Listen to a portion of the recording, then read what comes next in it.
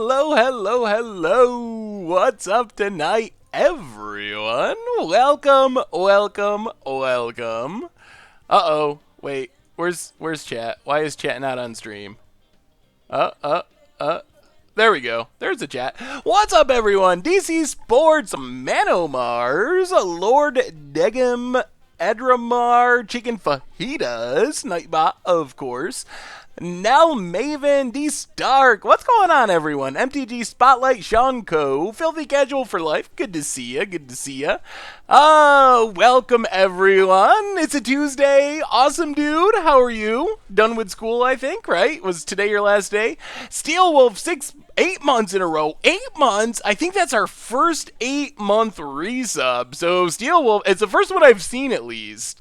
So, welcome back to the Fishbowl. Thank you for your subscription. Big scoops here for our new subscriber. What's up, everyone? Yes, it's not 10 actual masterpiece spell pierces. It's one masterpiece and 10 Modern Master spell pierces or something. Oh, what's up, everyone? Winter Master, 8 months in a row. Wait, did I already call that one out? Is it just popping up now? No, that was Steel Wolf. Winter Master, 8 months in a row. Welcome back to the Fishbowl. Thank you for your subscription. And Freaky Q, 7 months in a row. Welcome back to you as well. Shrady Shrek, 7 months in a row. Well, I'm glad you finally have time to watch the stream. Welcome back to the Fishbowl. Thank you, everyone, for your subscriptions. Big scoops here for our resubscribers. Thank you.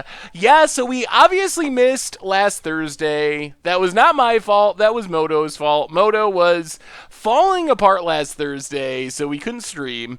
But we're back. We're playing some standard. We're getting aggressive. I'm really interested in trying out this deck. Jay Zoller, 8 months in a row. Resub since I'm not playing blue cards. Thank you for your resub, Jay Zoller. Big scoops here for you. And Coker MTG, 6 months in a row. Welcome you back as well. Big scoops here for you. So, yeah, what's going on, everyone? Did you have a nice weekend? It's a beautiful day here in upstate New York, like 75 degrees. Perfect. I'm excited to play some standard, lose to some marvels. That's kind of how standard goes. Vincent246. I'm so glad that my shop became sanctioned. Oh, awesome. Congratulations. Well, thank you for your subscription. Big scoop cheer for you as well. Dibs on Momir tonight. Well, hopefully with this somewhat aggressive deck and a format full of turn 4 Ulamogs, hopefully we'll have time for some Momir tonight. I definitely remember $40 Gasellas. So we'll talk about the deck in just a minute. They're not all actually masterpieces. It just looks like that. Most of them are regular. There's one normal one. Or one masterpiece one. So, first off, let's do our reminders. First off, we have the YouTube channel. If you're looking for budget magic, we played some Mono Blue Bouncin' Mill last night. The deck was better than I thought it was going to be. It wasn't absurd or anything, but it was like fairly functional and super cheap. And if you like mill decks, check it out. Against the Odds coming up tomorrow night. Cats in Modern. And of course the replay YouTube. That's where you can find all the old streams. You can find this stream in the future. And the merch page, if you're looking for a sweet t-shirt, Cruel Story Bro, or some tokens or playmats or anything, make sure to check that out as well. Ninja Dave 29, and please no Kappa. Welcome you back to the Fishbowl, both of you. Thank you for your subscriptions. Big scoops here for our new subscriber, please no Kappa, and resubscriber Ninja Dave. Also, we have a new addition to the stream. We set up donations, so if you are interested, this is a way you can just donate to the stream, or to me, I guess, actually. It's kind of the Seth bonus fund, so if you are interested in donating, feel free to. I think it's set up so if it's a donation of $2 or more, the message, you get to put in a message when you do it, the message gets read on stream. So, I don't know, another way that you can support the stream if you are interested in it. So we just added that, so keep an eye out for that if you're interested. Psycho Smurf 96, 7 months in a row. I love Grixis control deck I've been piloting since Amonkhet's release. It has Cruel Reality as one of the finishers, and I've never lost after resolving it. Dark Intimations also has been insane. 28'd someone on game day with wow, memory plus ultimate. That sounds awesome. Well, welcome back to the Fishbowl, Psycho Smurf. Thank you for your subscription. Big scoops here for our new subscriber. I tried to set it up so you could donate treasure chests, but Streamlabs didn't have a way for that to happen. So maybe in the future, Streamlabs will support treasure chest donations. Anyway, also gonna have new merch coming out super soon. I can't say any more than that, but soon. Stuff that's been long awaited. Hopefully this week. So this deck, we are jamming some big Boros. I've been calling this deck. It's basically a big white deck. Except we also are splashing 4 Glorybringers. So this deck is going to be interesting.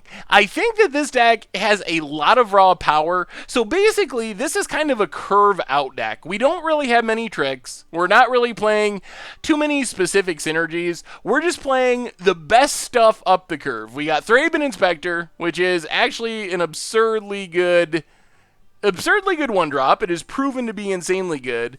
Dick Tugnut, 7 months in a row. Welcome back to the Fishbowl. Thank you for your subscription. Big scoops here for our resubscriber. And Andrew Marinovich, welcome you to the Fishbowl as well. Thank you, first time sub. Big scoops here for you as well. Welcome to the Fishbowl. So, Thraben Inspector's on 1, on 2, and I will say we do have one synergy, and I'm excited to test it out because it seems pretty strong when it works. We have Glorybound Initiate, Always Watching, and Glorybringer.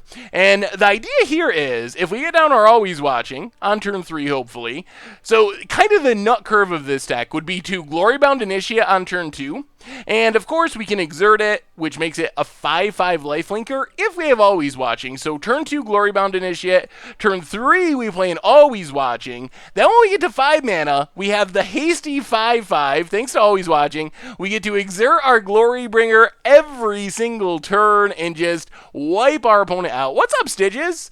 Good to have you back. So that's kind of the plan of the deck. There is basically no interaction in the main deck. We are not killing things. We are playing creature after creature.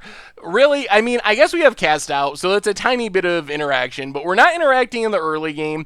Cast Out is kind of just the catch-all. It can get an Aetherworks Marvel. It can get a whatever, random zombie, etc., etc. So that's basically the plan of the deck. We have Gacellas, which we can obviously meld with Brunas. Thalia's Lancers can find Bruna or Gacella or our one Thalia Heretic Cathar. We also have Arrow Responders. And I think the idea of why this deck is not playing removal is I think this deck feels like it can be more powerful than other creature decks. Zara, welcome to the Fishbowl. Thank you for your subscription. Big scoops here for our new subscriber. 4 months in a row from Goblin Master. Welcome back to the Fishbowl. If you were wondering what the French part of monkey said is, the life in the jungle is very nice, but the thieves of wood pose us problems. The monkeys in the tree prepare a bad move. They have weapons of mass destruction. Ooh, interesting. I did not know the French part of that song. Welcome to the Fishbowl. So beating Marvel, we got to be the aggressor. That's our plan. Against zombies and stuff, we have so many lifelinking evasive threats. I can't imagine that those decks are going to be able to beat us. I feel like those should be good matchups. I mean, obviously anything beats anything, but I feel like we should have a good matchup just because our threats are flying. They will often be vigilant. They will be gaining us life. They will be killing our opponent's stuff. My nervousness and worry is the Marvel matchup in the main deck. The sideboard, last thing we got to talk about, heavily focused on things that interact with Marvel. We get 2 Gideon's Interventions, which can theoretically stop a Marvel, stop an Ulamog. We get a whole playset of Forsake the Worldly to exile the Marvel. We have a whole playset of Limits of Solidarity, which can steal an Ulamog, attack our opponent. Then we have a Camel. We learned about this one in Limited. It did not go well.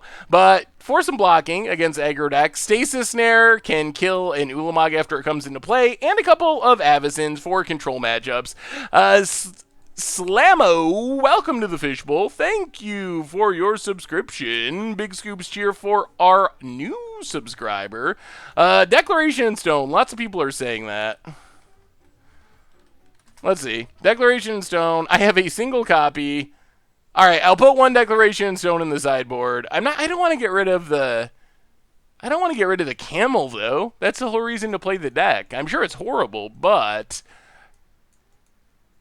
all right, we'll go down the camel. Whatever. Good enough. So this is what we're battling with tonight. We got the cast outs in the main, so we're going to run this through a league, see if we can win some of those sweet, sweet treasure chests. And I think this deck is going to be fun. Hopefully. I think it feels like it has a lot of raw power, but we'll see how it actually works out in practice. All right, red-white. Let's do it. Let's get some wins. Last stream was rough. Then we missed on Thursday. We missed the stream altogether. So, Burrington BLX, welcome to the Fishbowl. Thank you for your subscription. Big scoops cheer for our new subscriber. Yes, you saw that. Y'all are catching on to look at my deck list names. It's something that I'm working on. It is not to a very good place yet, so I don't know if you will ever actually see the Harvest Season deck for Standard, because I don't know if I will ever get it to work. But maybe, because it seems like it could be sweet. Phone audio stopped working and laptop is acting funky, but I still got a tablet down to the third choice. Well, what's up, Drake and Vulture? And Blusterbutts, how goes it tonight? I've been playing with Teamer Energy deck from Pro Tour, but sub to Hydras for Arlen Cord. Giving Glorybringer Vigilance on curve is insane. Yeah, that's kind of what this deck is trying to do. Harvest Season feels like it could be super powerful. So, I don't know if any of you saw this, but people also snipe my deck list from Goldfish. So I try to set my lists on private so people can't see them. But sometimes I forget, or for whatever reason, they don't end up on private. And I actually had someone, last week's Commander Clash deck, the $1 Penny Dreadful deck, someone sniped it and did a blog post. Saffron Olive, $1 Commander deck. It's kind of funny. So people apparently like monitor my deck list. Glad managed to watch streaming tonight. Who does a YouTube video artwork? They are really awesome and unique. Yes, we have an artist that does the artwork. What is his name? I don't believe that he is a known artist. It's like, I can't remember. He's not anyone that anyone would know, I don't think. He's not really a known artist.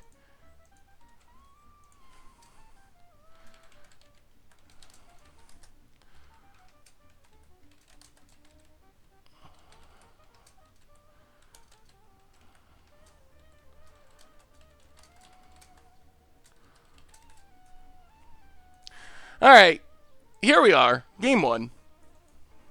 I know I always say I'll get the name, and I always forget to get the name, and I never do. We're going to try this. I mean, we got 2 lands. We have a lot of powerful stuff. We have a 1-drop, so we can crack our clue if we miss our 3rd land. Oh, dear. Blue-red control. I don't know how this goes. Well, let's get down Thraben Inspector. Pass the turn. So I guess against this deck, we just slam stuff. Jace DPD, welcome to the Fishbowl. Thank you for your subscription. Big scoops cheer for our new subscriber. Thank you, thank you, thank you. Thank you, everyone, for your subscriptions tonight. Cat Tribal comes out tomorrow for Against the Odds. Cat Tribal in Modern. What budget deck that you made you think holds up best in the Standard meta right now? That's a tricky one. Ooh, geez. Okay. Well, since we drew that, let's just Glorybound Initiate, pass the turn. What is this deck? Is this a control deck? Are we going to lose to Thing in the Ice bouncing all of our board? Another island. Is this mono blue control with Thing in the Ice? What is the best budget standard deck right now? Whoa, main phase Anticipate? Okay, sure, you do that, opponent. I'm trying to think. What is the best budget deck for standard? We haven't done that many yet. Maybe the Aristocrats deck? I don't know. It's such a weird format right now. Luya1, welcome to the Fishbowl. Thank you for your subscription. Big scoops cheer for our new subscriber. Yeah, I have no idea what our opponent's doing. The main phase Anticipate seems very odd. And now we got the Wombo combo. We're just going to be exerting this Glorybound Initiate. We can't attack all. Got to remember that. So we're gaining huge chunks of life every turn, thanks to Glorybound Initiate. And now we just keep slamming threat after threat and hopefully forcing them through counters. Wow! And our opponent did not block Thraben Inspector. Woo, free value. We will take it. Oh, Gisela, you're right. She is a horror. Ooh. That is a very good point. I didn't even think of that.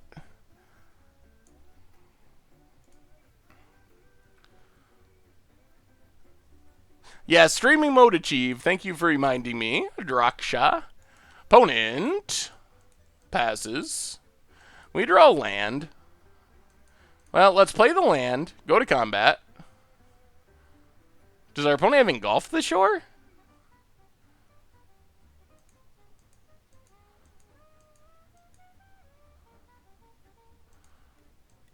Commits the always watching. Okay. Well, we're still going to attack and exert and attack. And then we can play Gisela that doesn't get bounced by Thing in the Ice. Our opponent bouncing our stuff with Thing in the Ice is not that threatening here. Psychologist, 8 months in a row. Welcome to the Fishbowl. Thank you for your subscription. Big scoops cheer for our resubscriber. Yeah, we're looking pretty mono white right now. Yeah, Marionette Master can be pretty sweet with an Aristocrats type deck. The problem is it's expensive. Kalidas could find a home in the main deck just because it's super powerful. Yeah, Gisela happens to line up really well with Thing in the Ice. Opponent can't bounce it, can't block it. We're at 29, so even this being a 7-8 isn't particularly scary at the moment. We draw land. I'll play the plains. Go to combat. Attack with both. Opponent blocks. Drops to 5. Our opponent's got to have a counter here. Do we try to play around? Yeah, let's just aerial responder. The problem with playing stuff and our opponent countering it isn't so much that our stuff's getting countered, as that it's getting the counters off the Thing in the Ice. But I don't know if this is actually that bad, because we're getting to the point where Gisela is lethal.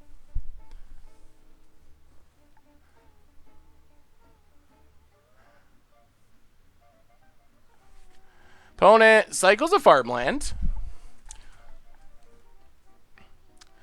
Oh man, the Sapperling Pandemonium deck was so rough. Is it flipping Thing in the Ice time? If our opponent can't deal with Gisela, they're dead. Okay. Well, that should be game. Opponent flips. I don't know if they realize Gisela doesn't bounce, because now we just play Always Watching and attack for lethal. Do you think Esper or White-Black Control is a good set for standard control at the moment? I think that the most successful build is the Blue-Red Control deck, but I would probably go, I think I haven't seen many good Esper decks yet. So I would probably lean towards black-white if those were the two options. So we get to draw. Draw Always Watching. There's a mountain. Well, we'll just play Always Watching. Kill our opponent. Interesting. Well, so far so good for Big Boros. We just actually kind of ran over our opponent. What is the time gap between actual video and what we see? You mean for like the stuff that's on the YouTube channel? Tail Feathers, 5 months in a row. Hey Seth, has Tomer talked to you about Unpopular Commander Week yet? I can't remember if we've talked about that. I don't think we've had a conversation about that, but that sounds like a fun idea. Tail Feathers, 5 months in a row. Welcome back to the Fishbowl. Thank you for your subscription. Big scoops here for our new subscriber. So, hey, what's up, Quinn? So the time with the YouTube videos, let's think about this. Typically, I record against the odds on Sunday or Monday, and it goes up Sunday or Monday. Hopefully, get it mostly edited on Monday and Tuesday, and it goes up Wednesday. Much a Brew, I'm usually recording Tuesdays, and it goes up Sunday. And Budget Magic is normally recording Wednesday or Thursday and going up the following Monday. So I guess like 3-ish days. Mike Man 6, welcome to the Fishbowl. Thank you for your subscription. Big scoops here for our new subscriber. Oh, if you're talking about the delay on the stream, it's, yeah, probably 14 seconds. Oh, that's all you wanted to know. 14 seconds. I went to this 5-minute day counting spiel. I saw your standard cats list, Quinn. It looks sweet. The one we're doing for Against the Odds is actually in Modern, and it's kind of interesting. There's some good Modern cats.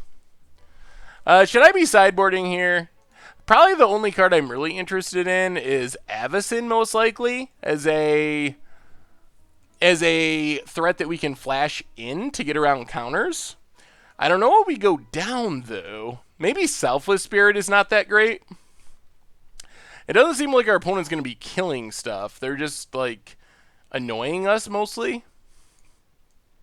I guess we could even bring in, like, Stasis Snares or Declaration in Stone, as they probably have Gear Hulk, so maybe bring in Stasis Snares and just go down Spirits.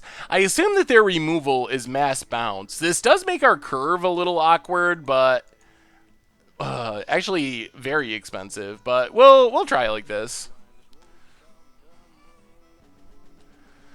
Yeah, I don't know enough about our opponent's deck to really want to bring in Gideon's Intervention here.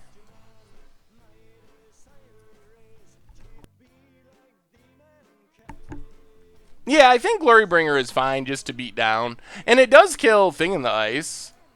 I mean, it does shoot that down. And let's just Needlespires go. I think we actually want Bruna for when the game goes long to be able to reanimate something that got countered. That seems reasonable. Whoa. What is going on in this deck? Baral as well? I have no idea what spicy brew our opponent is on. It is spicy, and a brew. Well, let's play Glorybound. Promo Liliana the Veil just spoiled? Wait a minute.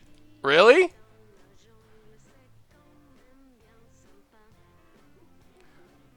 I'm not seeing that anywhere. If there's a promo Liliana, send me a link. This deck does seem pretty sweet. Try to build Treasure Hunt Splendid Reclamation deck to discard lands to hand size, bring them back. Didn't work well, but you're sure I could fix it. Well, I would try. Oh. MTG Headquarters spoiled it? Huh. I haven't seen a link for it. I'll believe it when I see a link.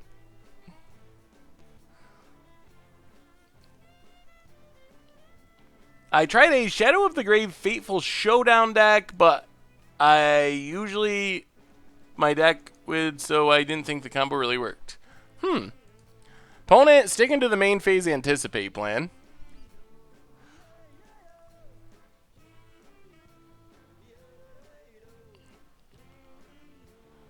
Gets in with Brawl? This is actually very interesting. I'm almost tempted to trade here. Brawl is pretty annoying. Yeah, we're going to trade.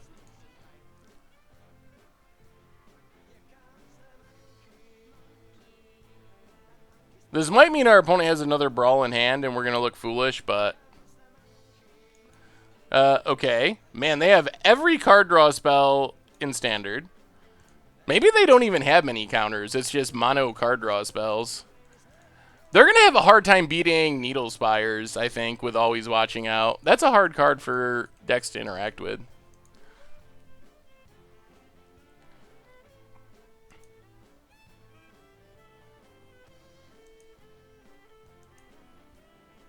Yeah, oh, there's Thing in the Ice. Alright, that's fine. And no land after all that drawing? Alright, there's the land.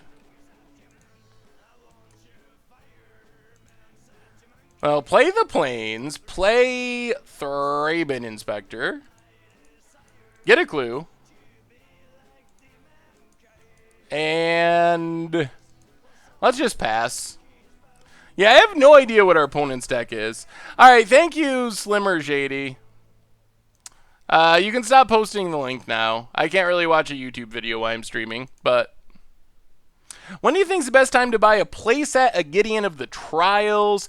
I'd give it a little bit longer until maybe around when Hour of Devastation is coming out. Over the summer. Anytime over the summer, really. Nah, I don't think we got a Stasis Snare now. I'm actually pretty okay with our opponent bouncing our Thraben Inspector at this point. Ooh, Thalia A. And a Plains.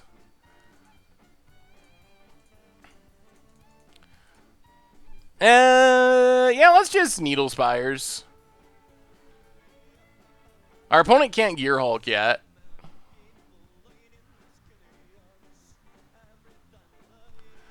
So go attacking.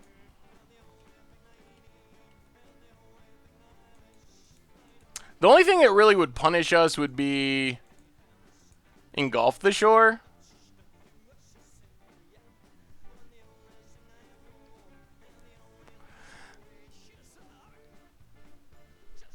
Are you talking about paper or Moto for Gideon of the Trials? I don't think Gideon of the Trials will go too much lower on Magic Online, most likely.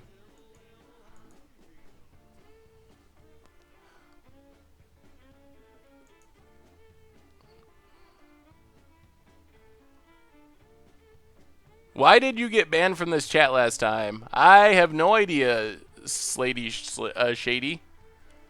Alright, opponent, take 6. And we'll just pass.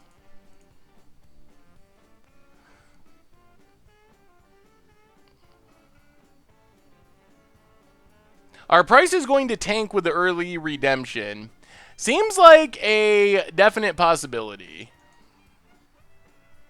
Opponent draws 2. They seriously have every card draw spell. There's an island. What are they working towards? What's the grand plan for our opponent here? Do you think that negative reaction about the last Commander Clash, mostly because the game was less than 30 minutes and there was no second game? Yeah, that was just kind of how it worked out this time. It wasn't intentional that there was only one game. I would have liked to have... we would have liked to play another game, but it didn't work out with some of the schedules of people. So it's definitely understandable. Yeah, Slimmer Shady can probably go.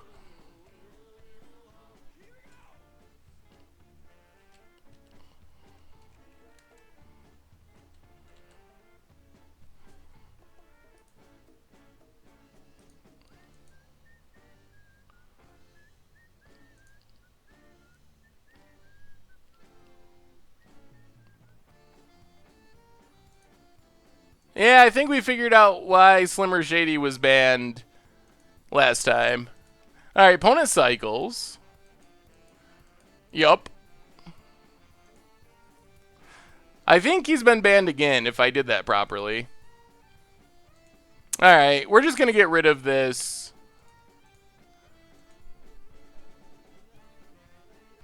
We're just going to get rid of this thing in the ice. Opponent is drawing furiously. Still not sure what their end game is, but...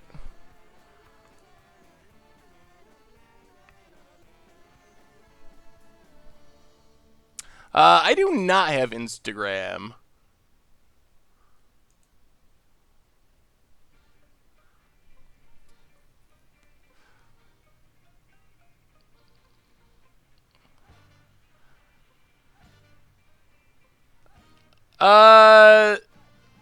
There was some offensive language being said. People don't really get banned around here. Actually, that didn't really bother me, but there was some derogatory language towards specific groups that doesn't really fly in here. You can yell at me and pun at me and all that stuff all the time. That doesn't bother me, but when you start saying mean things about groups of people, then it starts to bother me. Alright, so let's get in with Thraben Inspector. See what our opponent has.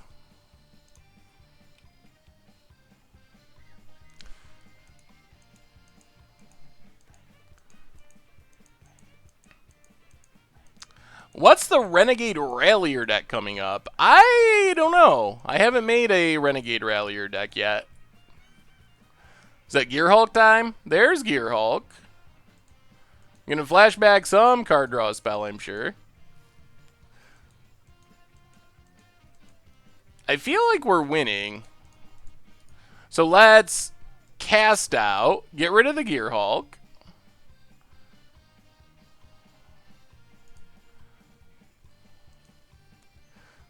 And then we can play Thalia for protection from future Gear Hulks. Opponent draws more cards.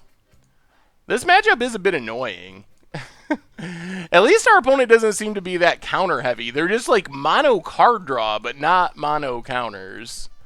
So play Thalia. Pass the turn.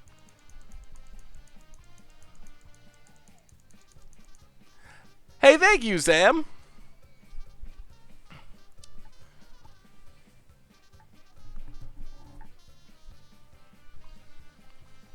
Counters Company is like the breakout deck from this past weekend's tournament, I think. Definitely one of the breakout decks. Engulf the Shore is obnoxious. Let's just attack with what we got out. I don't really want to get our land engulfed here. If our opponent Gear Hulks, they can't block because of Thalia.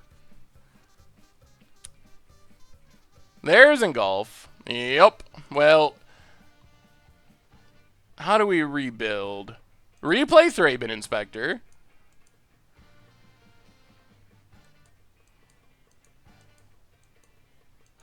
Get a clue. Replay Thalia.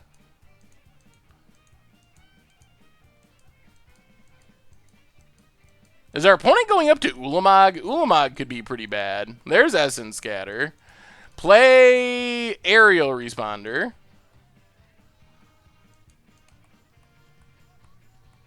Pass the turn.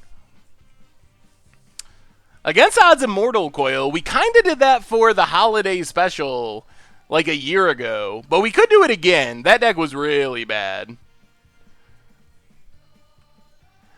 I did get to watch most of GP Montreal. Savento, welcome to the Fishbowl. Thank you for your subscription. Big scoops here for our new subscriber. The results were... I thought there might be more Marvel in the top 8, but it was pretty much normal. I think the format's not looking super bad. I mean, I wish Marvel was not as good, but we have like 3 or 4 decks that are somewhat competitive. Play my Odric deck for the next Budget Magic. Well, send me a list, Tracy King. That sounds like it could be fun. Now what? Opponent can Gear Hulk and Golf the Shore, which is super annoying. Do we just attack with what we have on board again? Yeah, I think so. Let's just attack with what we got. See what our opponent does.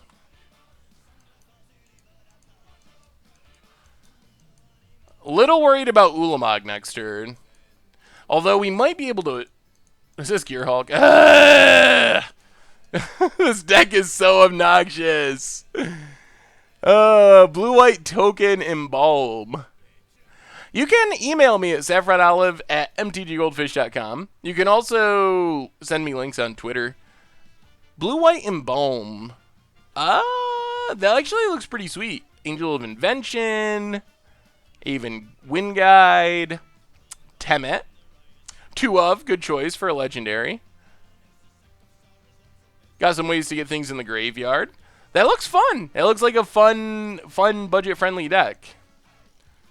What's up, What a Punt? There's Engulf again.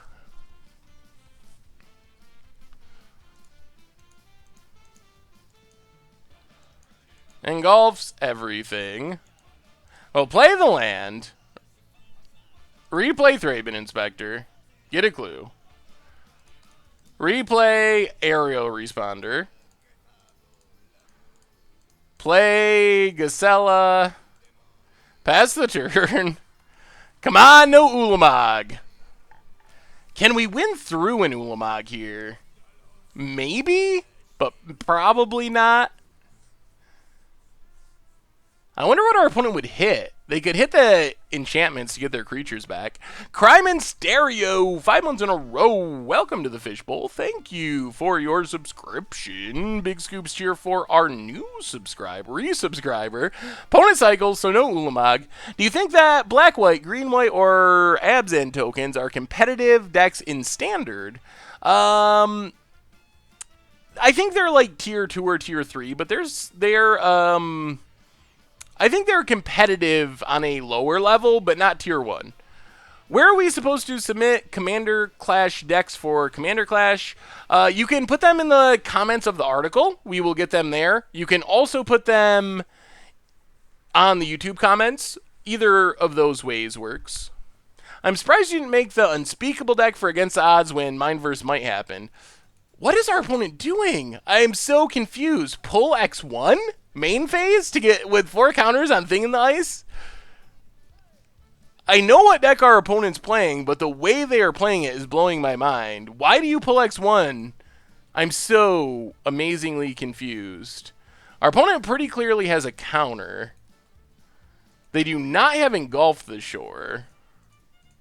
Well, I think we just fire up Needle Spires here and attack with all of our creatures.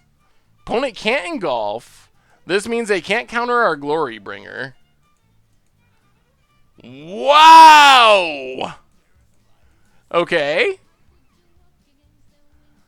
Whoa.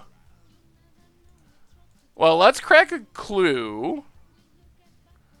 More Glorybringers.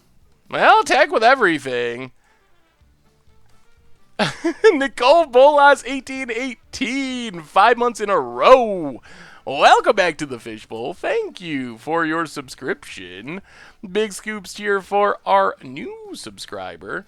I think it's mostly about playing around the counters in this matchup.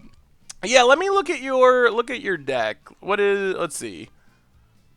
Nicole Bolas, black, blue-black control. Ooh, Metallurgic Summonings. You had me at Summonings.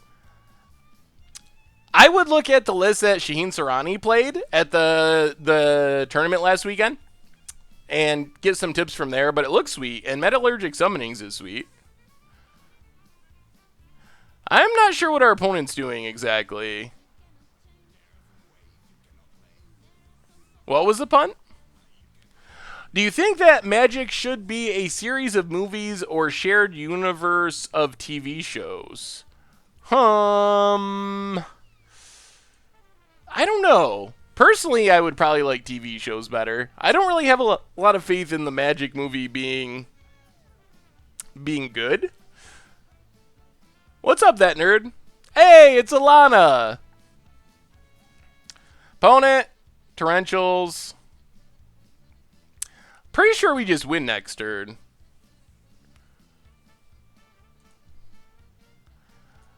More card drawing. Counters off the thing in the ice. They're still dead to Gisela. Oh man, opponent! Last game, opponent. It happened to you last game.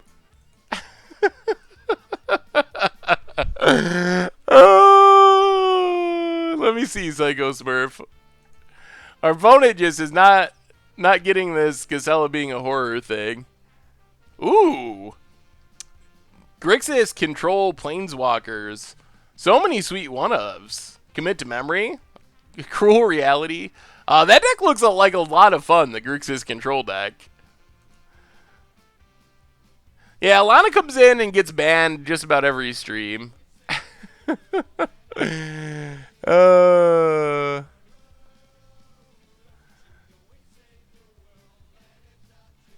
Well, so far so good. I'm not really sure how our opponent played. It was a little awkward, but we got there. A win's a win. We'll take it. So 1-0, heading towards those sweet, sweet treasure chests. Yeah, on to round 2. I don't know. I haven't seen Stu yet tonight. The Grixis Cruel Reality list is posted here. Well, we beat Control. Can we beat Marvel and other aggro decks? Oh yeah, I should update the record. We're 1-0. We beat Mono Blue Control in our first round. Pretty easily. I don't feel like our opponent played or was very experienced. Maybe that's the right way of putting it. Okay. We got a lot of flyers. I think we beat zombies. Oh. Something else spicy happening. For a format that's all Marvel, we are playing against a lot of spicy decks.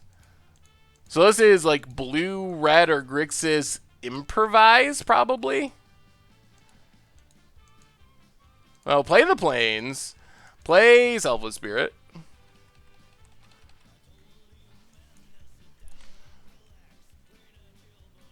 Just finished Mono Blue Tron after 2 years. Sweet. Oh no, this is combo. Oh my goodness. We're gonna die. How do we run into these decks? How does this happen? We're gonna lose to Aetherflux Reservoir. I know it. Another Selfless Spirit past the turn. What's up, Apache? It's not Improvise. It's Aetherflux Reservoir combo. And we don't have a way of really dealing with it. So I'm pretty sure this deck just beats us. There's Reservoir. We need a cast out, not a cast out. Well, play Gisela. Get in with our flyers. I mean, all we can really do is try to race it, I guess. I hope our opponent doesn't have the combo pieces.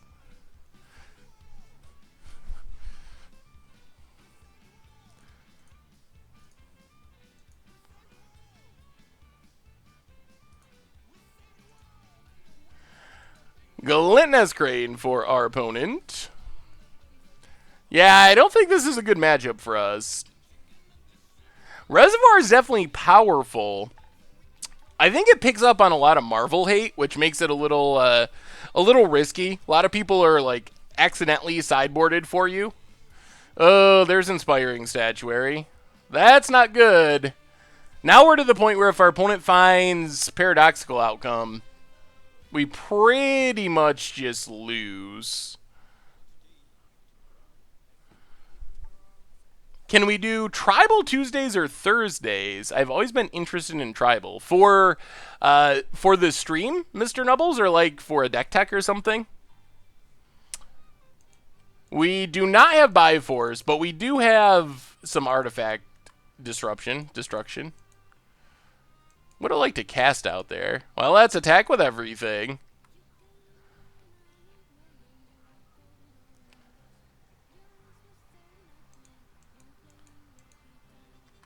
Opponent blocks. Drops to 11. Plains. Selfless Spirit.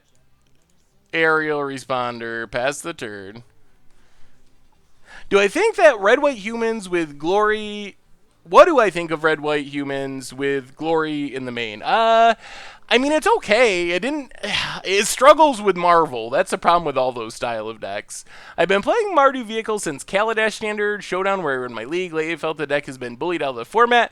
Do you think I should invest in the Marvel deck? I would be worried about Marvel. Oh dear, that's another reservoir. And the Ornithopter. Are we literally dead here or just mostly dead here? Oh, this jank. We're getting out janked.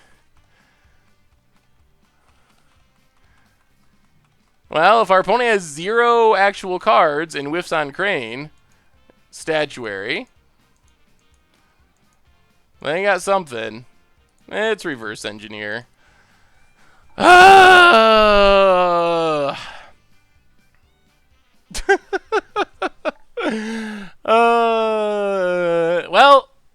I'm a little... okay. Well, Gideon's Intervention. We found the matchup. Found the matchup for Gideon's Intervention. Forsake the Worldly. So we do get some more interaction from the sideboard. I don't know about investing in Marvel right now. Did I miss a sub? Why did I not hear it? Spam Dude, 2 months in a row, been subbed on and off for a while, now big fan. Oh, well, thank you, Spam Dude, and I'm so sorry I missed you the first time around. I didn't hear the little splashdown, but welcome to the Fishbowl. Thank you for your subscription.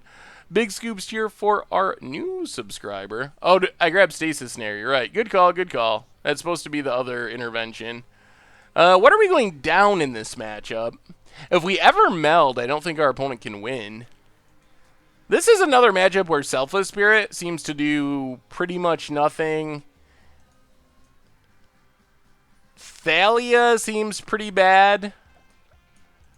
Creatures entering tap doesn't really do anything. Julian Miles. Nice deck. Mono White Glorybringer. That's pretty much what it is. Welcome back to the Fishbowl. Thank you for your resubscription. Big scoops here for our resubscriber. That's true. I do deserve to get outdranked once in a while. So I can't really complain. What else do we... We gotta cut one more card. I don't know what that one card is, though. Inspector, Glorybound, Responder, always watching. We need every way to kill artifacts possible. So this is like our disruption. So we gotta cut a creature, I think.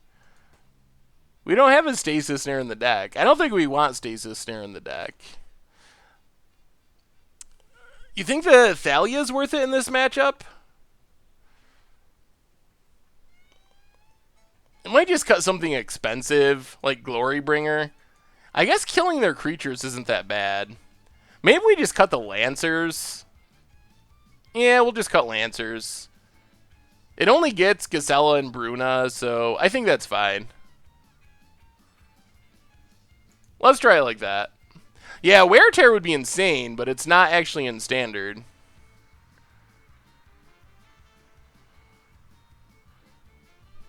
Alright, we get to play first. Well, okay.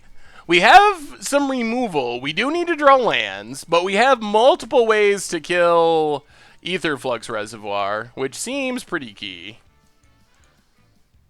We're probably going to have to cycle Cast Out now.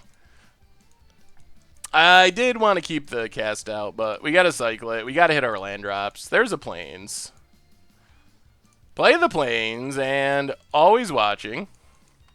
Pass the turn. I love the Commander Clash with you, Tomer, Tom, and Jennifer. You guys are the best. You made me enter EDH, and since the format is super sweet, play Omnath. Awesome. Well, I'm glad that we got you into the format. It is a super sweet format.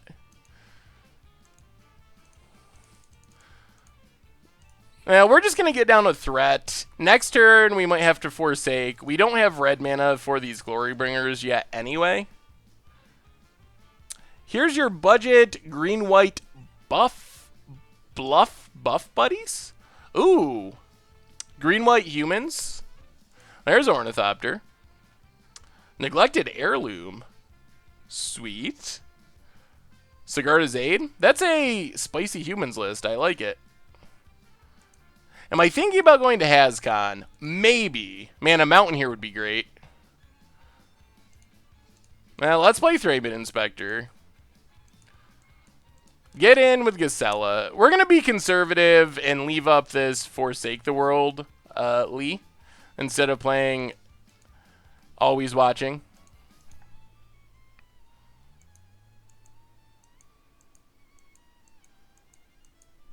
I mean, we don't have enough sideboard cards to really bring out Always Watching. And it pumps up our creatures, which is fine.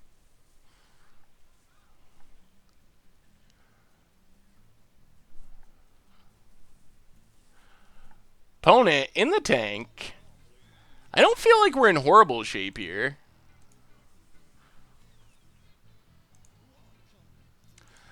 Yeah, Lana keeps sneaking back in. Well, that's our opponent got. Baral's Expertise. Okay.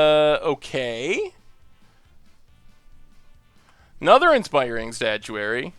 Varen Verante, 6 months in a row, won game day with Teamer Marvel, but now it'll probably get banned like my last 3 decks.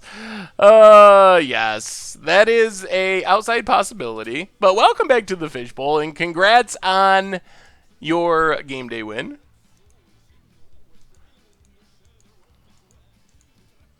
Now let's crack our clue. Well, Plains is fine-ish. Play the Plains. Do we risk just dying?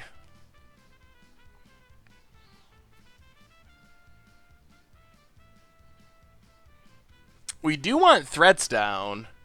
Bookerman2, welcome to the Fishbowl. Thank you for your subscription. Big scoops here for our new subscriber.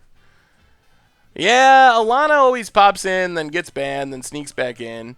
Is Green-Red Pummeler playable in the current standard? Most of those decks have went more resilient and not played so much Pummeler, so more Green-Red energy mid-range. So I think that's the more common plan now. Have I seen the Modern Goat deck on the Magic subreddit? Is it recent? I remember seeing a budget one that I think Wedge did a while ago, but I haven't seen one today or anything. Oh my god. Yep.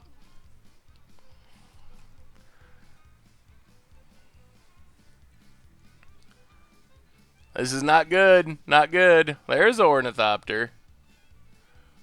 There's the Statuary.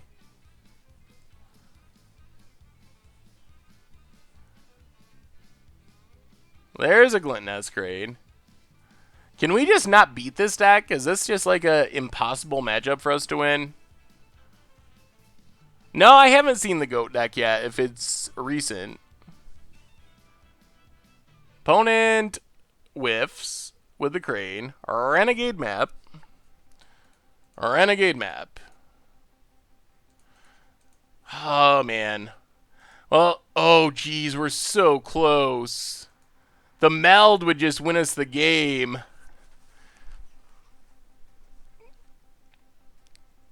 We don't have the land for it, though.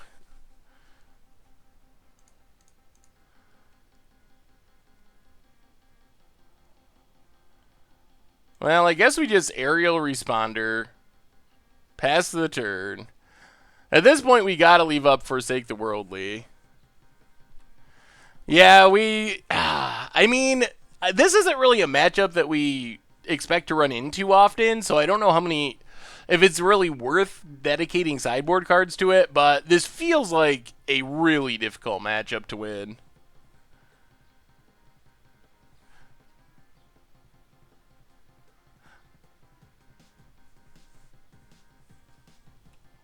Why can you never tell what gift Eminem got you? I don't know why. It sounds sweet. I'll have to look up the Goat deck, because it sounds pretty spicy. Opponent, playing stuff, playing stuff. Playing stuff.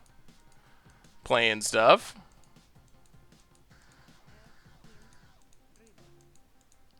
Land?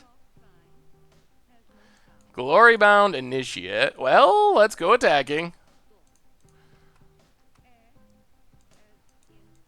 Not a land, obviously. Opponent blocks, blocks.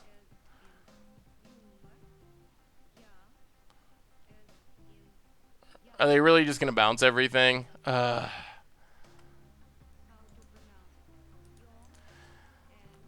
it's got to be getting to the point where our opponent's going to win.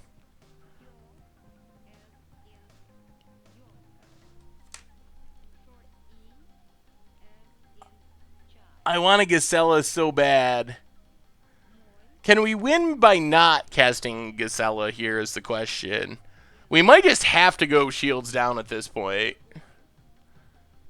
Paranormal Activa. Wow! That wasn't a very good wow. But welcome to the Fishbowl. Thank you for your subscription.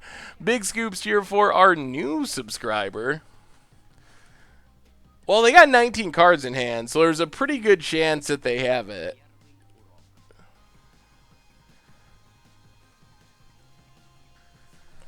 I don't know if we can win through... I think they can probably still win, but we'll pass. We'll leave it up. I mean, they can counter it. They can just play a second one. There's lots of things they can do. I just know if we could slip through and meld this into Brisella, then we just win, and our opponent can't win. Because they're not going to be able to cast their stuff to combo off. Yeah, they definitely could have counters. Eldest Scream, 2 months in a row, says, thanks for the awesome content. Well, thank you for your subscription. Welcome back to the Fishbowl. Thank you for your subscription. Big scoops here for our re-subscriber. Draw to win. Oh, this just keeps going. Here's the reservoir. Yep. Okay. I mean, now we just try to kill it and our opponent counters it and we lose. But that's all we can do.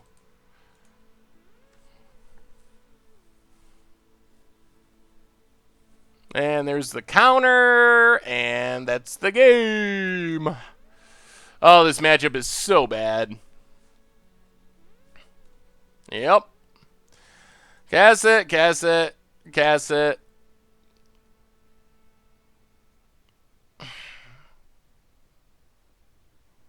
Alright, opponent is not killing us, so I'm conceding.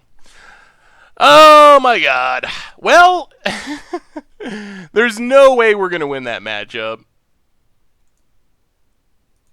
I didn't deny our opponent their fun. I let them live. I didn't concede before they could kill us.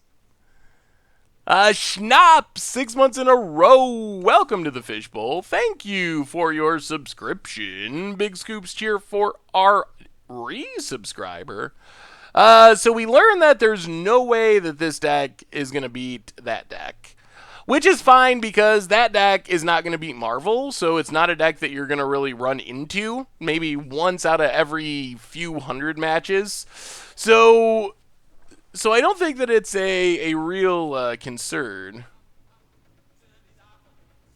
But, oh, we have a donation. Oh, no, I can't read it. Because he is too good at rapping? Because he is too good at rapping.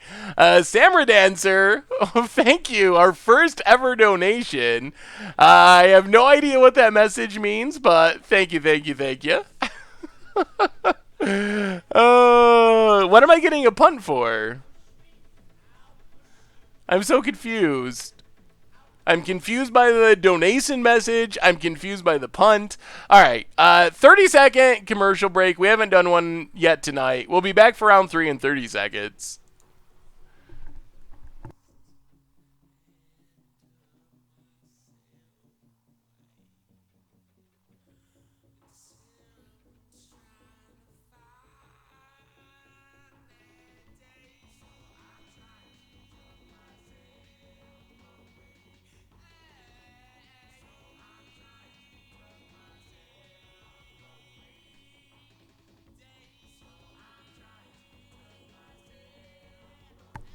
Oh, wait, that was the punchline to the joke?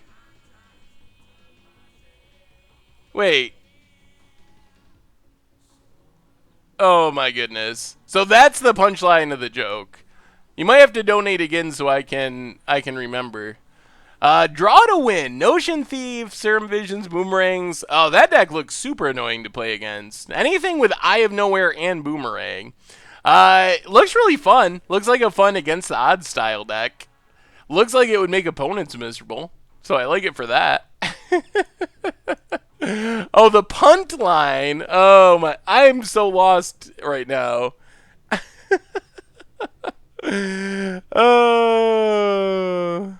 All right, on to round 3, 1-1. Hopefully we don't run into that mono blue deck again. So far we've played 2 mono blue decks. What are the odds? Been working on Paradox Engine that goes infinite with Cryptolitherite, Paradox Engine, and Samet. Wins through Zulaport and Bantu. Ooh. That sounds spicy. I like it. You should post it again, Tracy King. I might have seen it a while ago, but I don't recall. All right, well, let's see. This is the matchup that I don't think this deck can win, which is scary, or win consistently, which is scary because this is one of the biggest matchups in Standard. So we'll see. We're going to need a fast clock and a lot of luck if we're going to beat Marvel. So let's get down Glorybound Initiate. We have more options after sideboarding. Yeah, I think the biggest problem is... Oh, that's always a bad sign. When your opponent has the ability to counter your spell with Censor, but instead does not counter it and cycles it, that's usually a sign that things are going to go really poorly. Well, let's play the Plains. Play Aerial Responder. Get in. Exert. Opponent's up to 4 energy. Oh, thank you, Tracy King. I got it this time. What's our opponent have? We just got to keep attacking. Attack, attack. Hope our opponent whiffs once. Oh, I think I do remember this deck, Tracy. It's super sweet. There's another energy. Opponent. Alright, not yet. We draw Mountain. Well, get in with Aerial Responder. Put our opponent down to 14. Play a Plains. Play a Gacela. Just keep slamming stuff. Opponent Censors. Well, we can't pay for that, unfortunately. But that's better than our opponent Glimmering and Marveling. Oh, no. So, oh, man, that was a blowout. So now they have Marvel energy? Do they have the Marvel? Of course they do. I was running the... And is the game over? So does anyone know the odds of, if you have a playset in your deck, what's your odds of having the card in your opening hand? Puzzle Knot is basically another spin on Marvel. Well, get in with Aerial Responder. Play the Mountain. Play Thalia's Lancers. Search up. I guess we take Bruna here. Setting up for the future past the turn. I think it's like 54%, actually. But maybe I am incorrect. You're going to unsub now, Filthy Casual? Filthy Casual. Because of my voice, that's not a good reason. I don't think Thalia does enough here. I think we just lose anyway.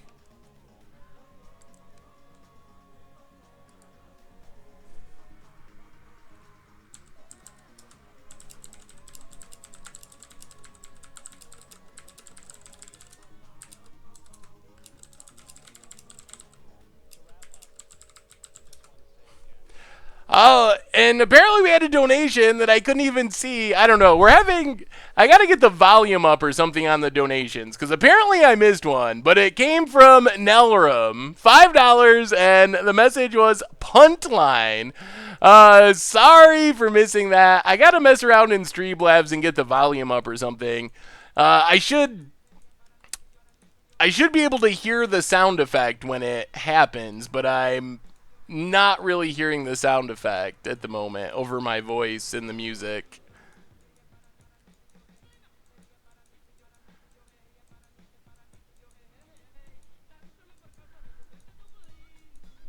We have music. It's just on quietly.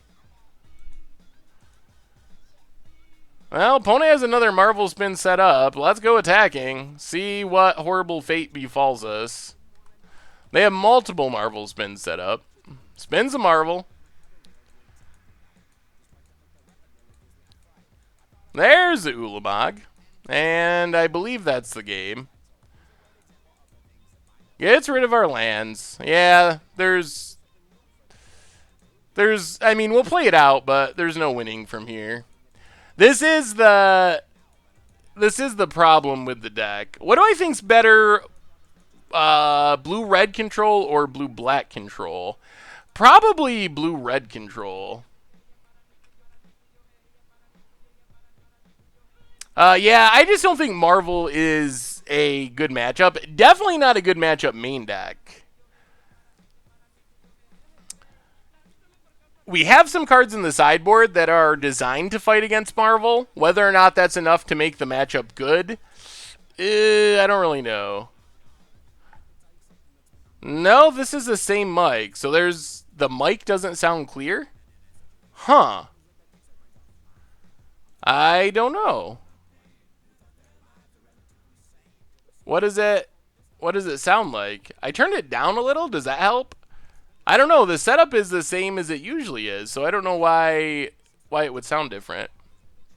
What are the chances of a Marvel ban? Probably unlikely. I will donate $100. Wait, what did that say? I will donate. If I donate $100, will you send me your favorite budget Magic deck on MTGO for me to play? Wait. So you donate $100 and I send you you want a copy of the deck, like the cards in the deck to play? I guess. I don't know what my favorite is though. People always ask me that, and I never have a good answer for my favorite. Always watching. I don't think there's any way we can win from here, but we'll play Selfless Spirit. My New Year's resolution, or my mid-year resolution, is to not scoop as early. There's a Marvel. Opponent. I mean, they have 9 more life, and we're dead in 2 turns, so I don't think there's any combination of things that can actually work here. And there's Sensor. Yeah, we're just going to scoop now. Yeah, but Free Win Red isn't actually a budget deck. Free Win Red is very non-budget.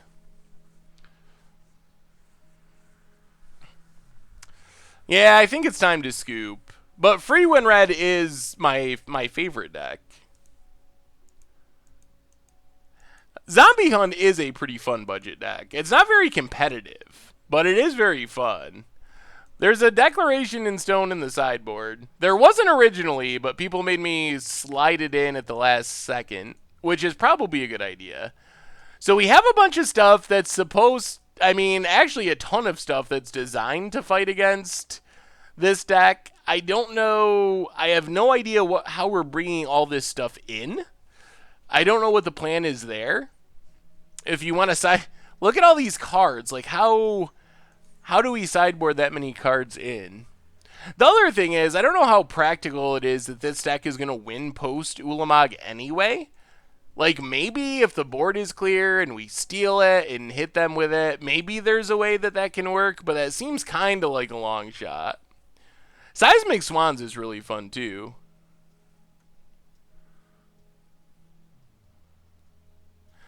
Do I look at cardboard crack comics? I do sometimes. I don't read them like every day, but I do generally keep up on them. Yeah, we can take out Selfless Spirit. That makes sense. What else are we taking out, though? Maybe we just can't bring in that many cards, really. I don't know about... I like Marvelous Paradox. I don't like the Ulamog Marvel decks that much. They're not very fun to play against. Well, I guess we'll keep cutting things. AR Spike, welcome to the Fishbowl. Thank you for your subscription. Big scoops cheer for our new subscriber. Thank you, thank you, thank you.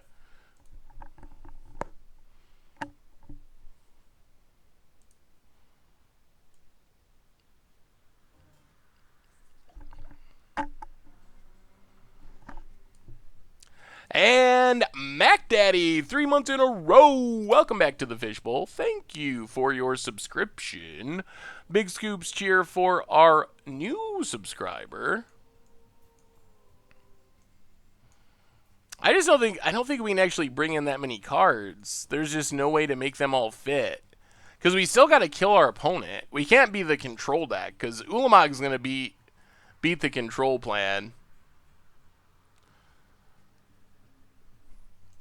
Yeah, I don't know about this sideboarding plan. Well, let's see. We're on the play. We got Gideon's Intervention. Maybe. I mean, it's got to get through a sensor, but that could be a thing. We also have Cast Out. I mean, Dispossesses is good. Modern Marvel, we've actually tried before, and it usually doesn't work out very good. Char of Flame, 2 months in a row, says, when are we getting face cam? I don't know. It's something that's been talked about. It could happen eventually, not sure. But welcome to the Fishbowl. Thank you for your subscription. Big scoops cheer for our new subscriber. Well, pestered. The stream needs more beards. I guess you can never have too many beards. A Lumbering Falls for our opponent. Well, play the plains. Jeez, this has been slow. Pass the turn. I don't know if we can cycle. I mean, we sideboarded out a lot of our early game stuff, and this is an answer to what our opponent's doing, so I don't know if we can just cycle there. So, question with Gideon's Intervention is, do we just name Marvel? Like, is that the smartest play here? I think it's gotta be. I think we gotta just name Marvel and hope we can kill our opponent before they get to hard casting Ulamog. Alright, let's see. Let's see if the sideboarding plan actually works. That's the next question.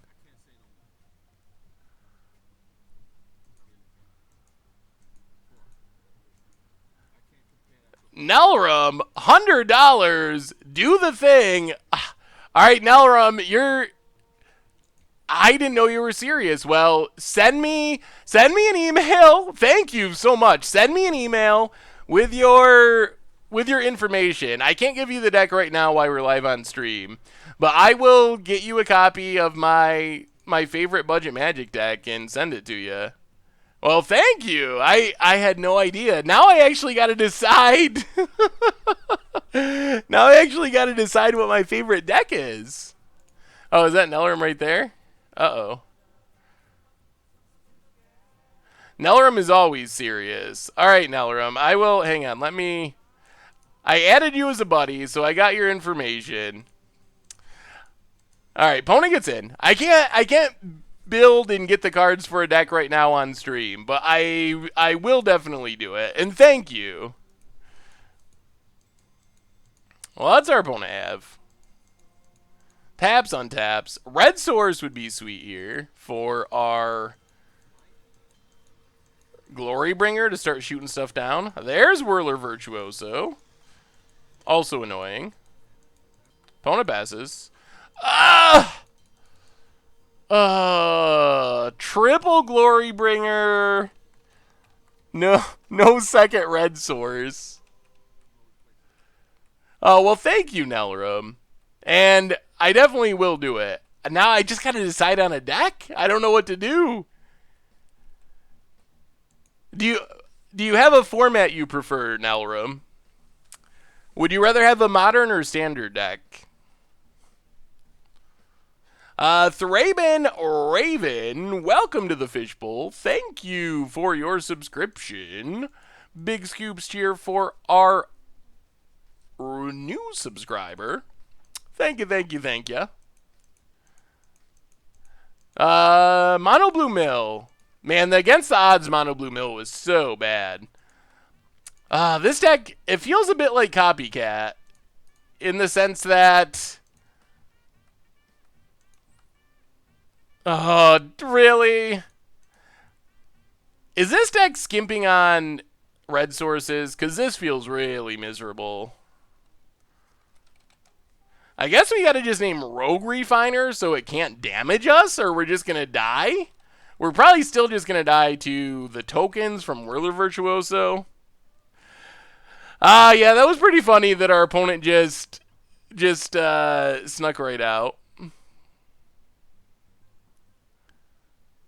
How is MTG Bot going to... We don't have any budget decks for Vintage.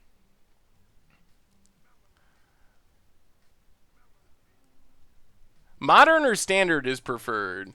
So you don't have a preference between those two formats? Blusterbuds, 5 months in a row. Welcome to the Fishbowl. Thank you for your subscription. Big scoops cheer for our resubscriber. Would you go with Samet or Sigarda for human tribal EDH? Probably go with Samet because you get more colors. And I like more colors. Well, thank you, Nelrum. Definitely appreciate it, and I will get you a sweet deck. I don't know what yet, but it'll be sweet. Modern does last longer. So I don't know. If you have a preference, let me know. Otherwise, I will just pick a modern or standard deck if you really have no preference. How do we get back into this? Can we? We need red mana. How many red sources do we have? Are we just like super skimping on red sources in this deck? 4, 8, 12 red sources. That's not that skimpy. Where's the height? Oh my goodness. Are we literally dead? 6, 7, 8, 9, 10, 11? I mean, we're not just dead, but we're pretty dead. So this is where the deck does feel like Copycat. Alright. Nelrum looking for modern. Alright, I got you. I will find something for you. Opponent has some elementals. So we're dropping to 1. And the Rogue Refiners can't damage us, right? Yeah. Alright, we dropped to 1.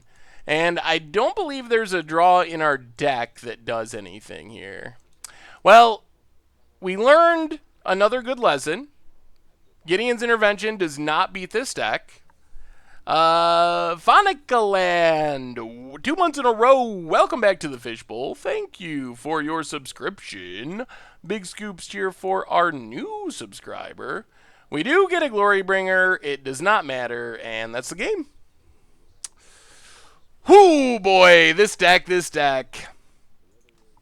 Well, so the lesson from that one is, I mean, that feels like another bad matchup for this deck, which is not a good place for a deck to be. Having a bad matchup against Marvel right now, I think means the deck is just not playable or not very playable unless you can find a way to at least get the matchup somewhat passable, and I don't feel like we're really there yet with this deck, but the big takeaway for me from that was Gideon's Intervention, which we had it on turn 4. We stopped our opponent from playing Marvel.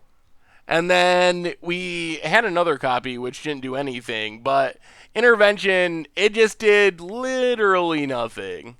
I mean, sure, we stopped him from playing Marvel. But in that sense, it reminds me so much of Copycat, where sure, you can stop the combo. You can play your Authority of the Consuls and stop the combo.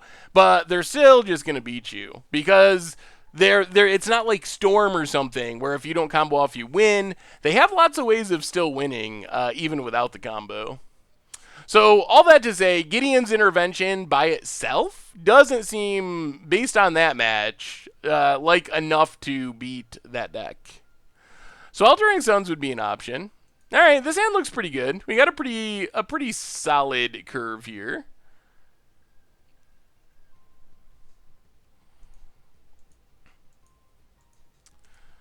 If we followed up with Glorybringer, maybe we might have won. It would have been more of a game if we followed up with Glorybringer. What's the best spot to sell to? I usually stick with the big ones. Well, we get another shot at it against Marvel. I usually stick to Card Hoarder, MTGO Traders, and GoatBots. Those are the main ones that I usually sell to and buy from. What do you think of Smuggler's Copter and Mono White Emiria? I like it. Draw engine with Squadron Hawks, Misfill, Looting. Yeah. It seems like it could be fun in the Mono White builds. I think that could work. I haven't actually thought about it, but it sounds like a good justification. What's the worst card in the Teamer Marvel deck? Maybe a Tune with Ether? Tune with Ether is not a good card. I mean, it's good because energy is so important, but Momir tonight seems pretty likely that we will play Momir. Since we're already in round 3. Oh, I forgot to update the record. We're already in round 3, and we're about to get turn 3 Ulamogd, or turn 4 Ulamogd. So we will likely have enough time to close out with Momir tonight. If we die to Marvel again, can we do Momir? Well, we'll have time to play Momir, but I'm planning on finishing out the league, even if we can't win this match. I want to give this deck a fair shot. And I want to see if it can beat Marvel. I mean, that's an important thing in this standard. What's up, Stu? What's the deal with playing Pauper? So, I'm not sure what the deal is with playing Pauper. Jake is on a break from playing Pauper. I don't know exactly what any time frames with that are, so I'm not 100% sure. Oh, this is a different deck. Well, I'm slightly less scared of this deck. I feel like we can actually fight. If this is just creature-y stuff, we can probably fight with this deck. And we could still sneak out a treasure chest if things go our direction. Well, let's go with Thalia. Pass the turn. So, we'll see. I mean, I think we'll have Momir back in one way or another. Alright, go play some Momir, Nelarum. I think that we'll have Pauper in one way or another, but what exactly it'll look like, I'm not sure. Just sold my standard deck for 36 ticks since it inflated like 20 since I bought it. While you're on the topic of favorite budget modern deck. Ooh. I mean, the most competitive one is... You're going to do Pauper Stew? Do you play Pauper Stew? Do you know what Pauper is? Oh, I'm teasing you. I think I still owe you a playmat, don't I? Maybe I'll get you the Sweet Days playmat from SCG. Actually, I should probably give you a Goldfish playmat. Is Rogue Refiner better than Wall of Omens? That's a really weird question. No, but I mean, it's hard to judge cards like that in a vacuum. Wall of Omens is very good. Wall of Omens, I think, is significantly better in Modern. In Standard, Rogue Refiner might be better, although Wall of Omens is still good. I think we're just going to main phase.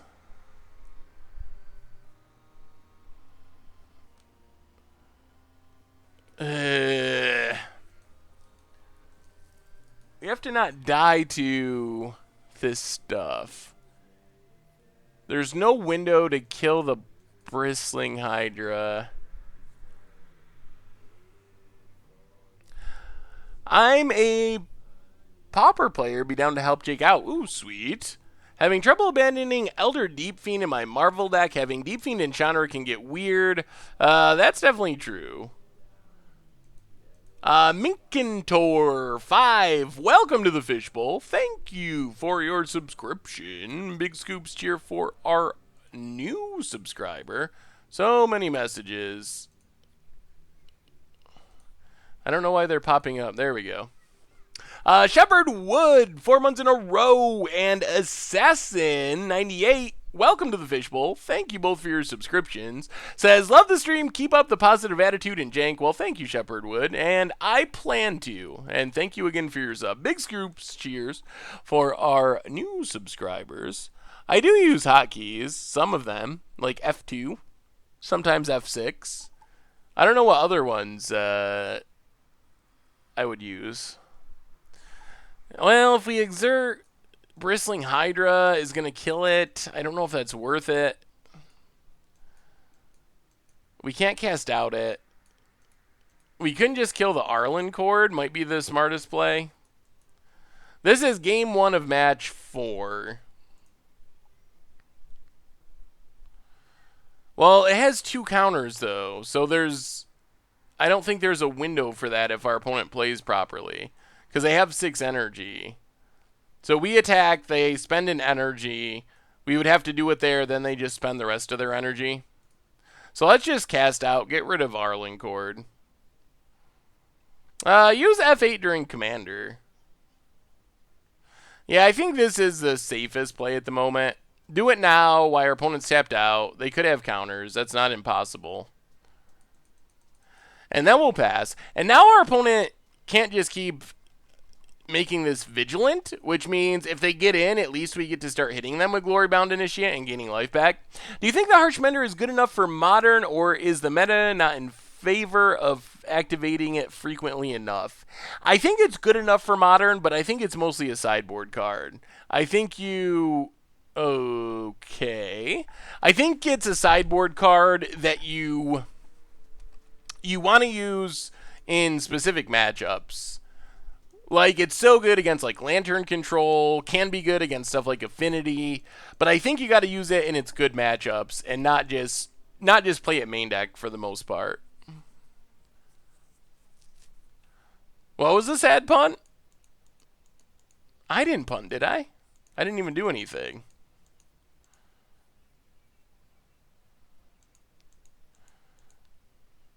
I feel like we're so far behind. Bone Picker in an Emerge deck. Ooh, that could be sweet. Most Emerge decks aren't black, which is a problem, but it could be sweet. Oh yeah, passing my turn on Commander. That really ruined that entire game of Commander for me. Well, play another Glorybound Initiate. Play a Needlespires. Pass the turn. Oh, do we even live here? Or are we just dead to our opponent's board? Gonna be close.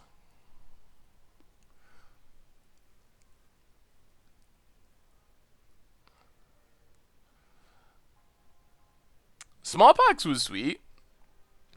We play a lot of very below-the-radar decks, and some of them end up being pretty sweet. Others of them end up being below the radar for a reason, I would say. And this one, I think this deck is sweet, and I really like the idea of it and a lot of the synergies of it. I'm just not sure how it lines up with the format right now. Getting together with my brother-in-law for some Modern and trying to find a good upgradable budget list. Modern upgradable budget list. Burn is a good one if you're into that kind of thing. There's a very competitive budget version that we played, and then you can definitely upgrade it and make it even more competitive. So that's one that sticks out. What is our opponent doing? Did they just pump their Bristling Hydra and then not attack with it? Okay. Sure. We'll take that. Well, we're not dead yet. Ooh. Ooh, always watching. Okay.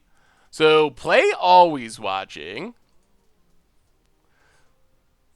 Play a mountain. Now I think we just got to go all out attack. So we attack.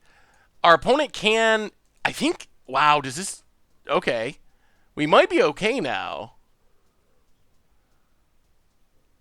Does our opponent have removal? Exert, exert.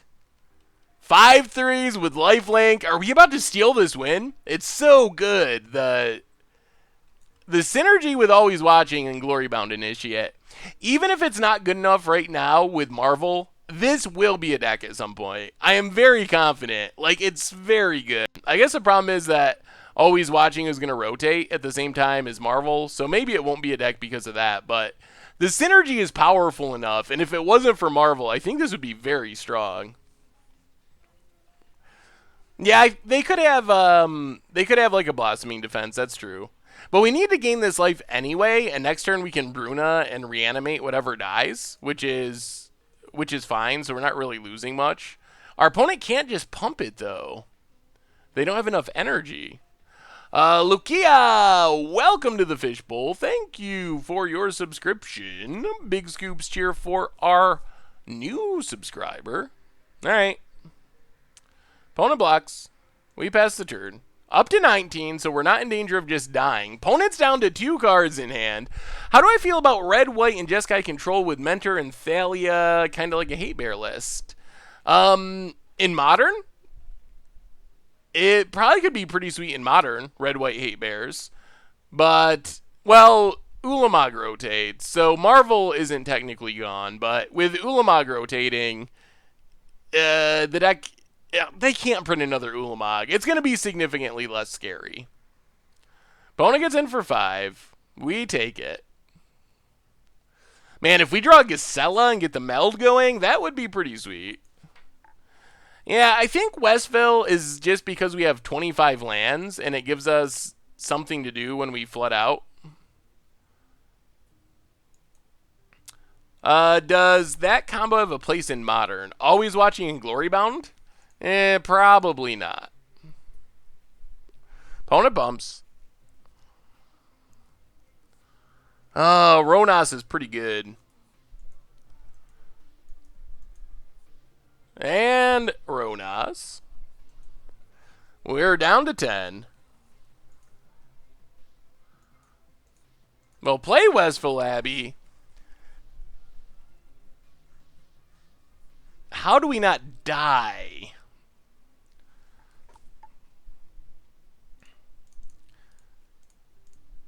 I guess we just Bruna, reanimate our Glorybound Initiate. I think that's the best we can do for now. Bruna's a pretty good blocker on this Bristling Hydra. At least it's going to make it so we're not going to die to the pumping, most likely. We can't really attack here, though, so let's pass the turn. We're actually not that far from flipping Westville Abbey. That sounds weird. I think that your budget mill deck had utility lands, had more utility lands than it should. Possibly. Part of the problem is once we start playing Mirror Pool, we got to keep playing colorless lands to be able to activate Mirror Pool. How do I feel about New Perspectives in Modern being a more consistent ad nauseum? You could try it. I think the challenges are so much better Graveyard Hate in Modern. Even though we've gotten Graveyard Hate in Standard, thank you, Wizards, it's nowhere near Rest in Peace level. And Rest in Peace and that kind of Graveyard Hate, Relic of Progenitus, just, it beats the standard builds of that combo. The upside is you do get another Vizier, essentially. There's a Vizier from, well, it's not actually Vizier, but a similar effect, same effect, from the cycling back in Alara block. So you do get 8 Viziers, which is an upside of playing it in Modern. 6 mana is also a lot in Modern.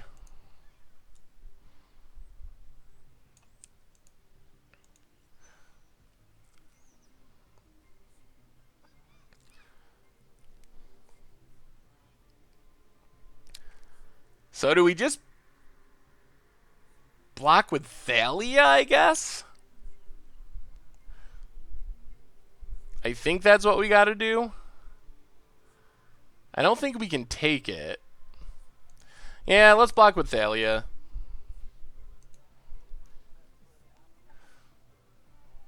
Thoughts on human tribal in Modern? There's been some human decks that have done pretty well recently. Like 5-color humans, green-white humans. Face Stitcher does the same thing, but there's one that actually cycles as well. We draw a mountain.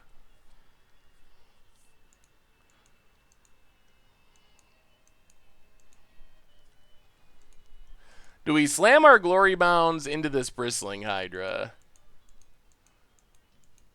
Probably have to. Go to combat. Attack, attack, exert, attack, exert. This also gets us closer to winning with Bruna. Our opponent, I think, is going to have to block with Servant, most likely.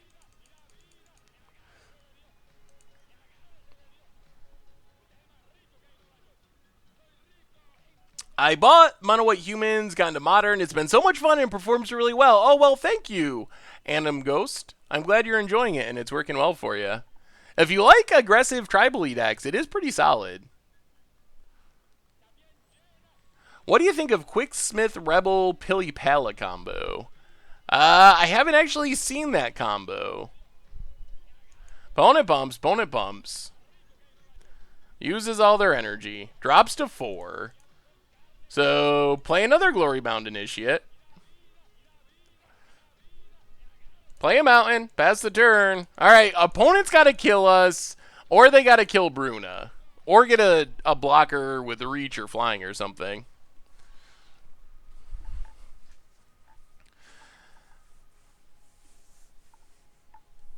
We could have attacked with a land. It would have forced our opponent to block with a Servant. I don't know if that would work, would be worth it, though. Servant of the Conduit. I think I'd rather have another blocker than our opponent not have the Servant, basically. Because I don't think this deck is likely to be able to kill Bruna. So if we can just chump in a way to keep Bruna alive, we should be able to win next turn pretty easily. So that's my thinking there. Not that that's 100% right, but I think a blocker is worth more than our opponent chumping with Servant.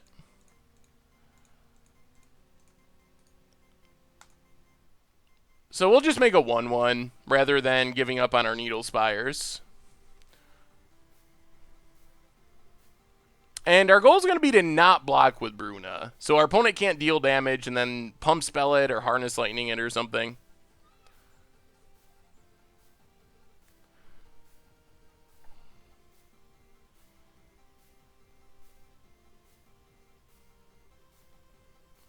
Well, that's our opponent got. Ah, Stu. Stu. Do you ever agree with the plays I make? I don't think so. Pumps up Bristling Hydra, gives it trample. So we'll just block here, block here. 9. There's no way we're dead, right? There's no Teamer Battle Rage in the format. Alright, we'll just block like this.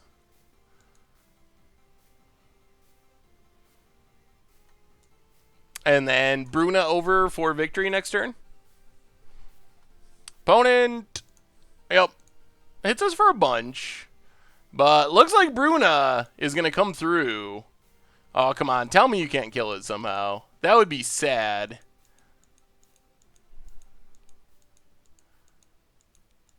Okay. Ugh.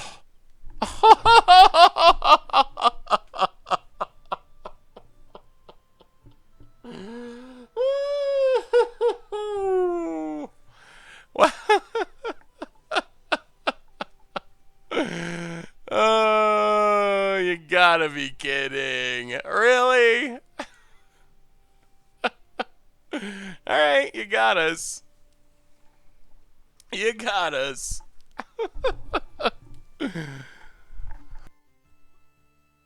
Yeah, I guess that is kind of Teamer Battle Rage. I mean, you gotta sack your creature, but...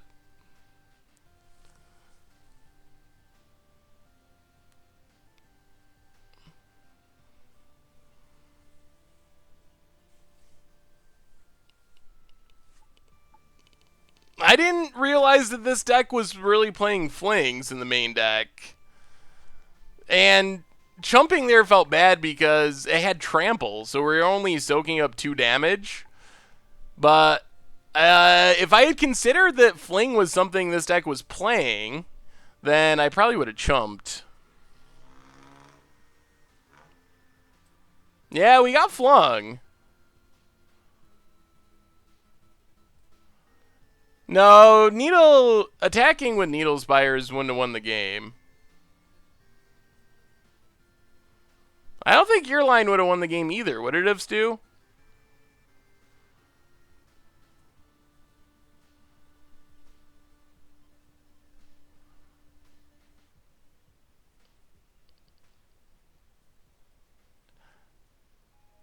Yeah, I mean, I know that I put Fling in this deck, but I haven't seen other people actually playing Fling. I didn't know that was a thing that had actually caught on. Well, you can't really get mad about losing to Fling. There are 0 declarations in stone in the main. So what do we want against this deck now that we've gotten flung out in game 1? Oh my goodness, I can't believe that happened. Well, he didn't have enough mana for Uncaged Fury, so I wasn't really worried about that.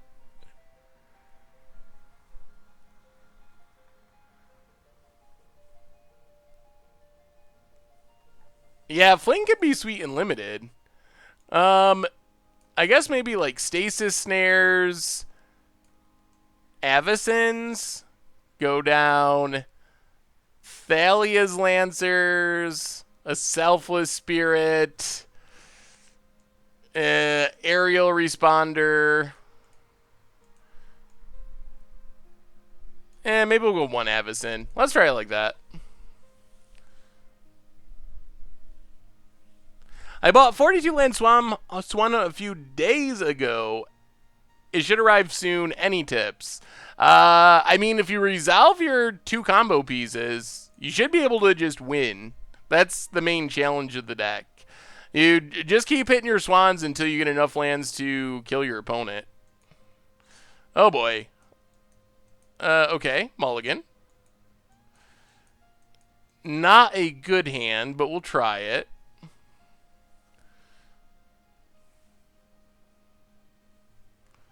Alright, we'll keep the planes. Yeah, the new F&M promos look awesome. If you fling a Gideon, it definitely does die. Planes, go.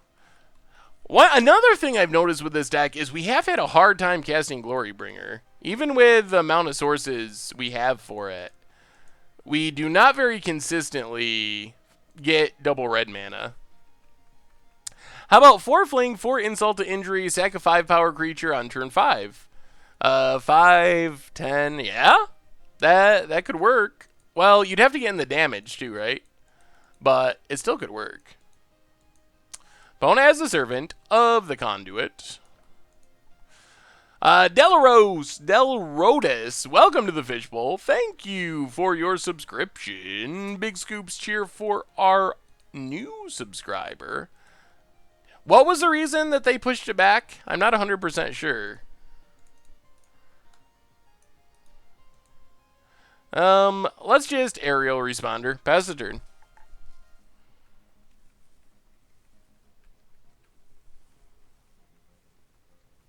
Westville Abbey for Evolving Wilds. I mean, I'd probably just play a dual land over Evolving Wilds if we were going to go that direction.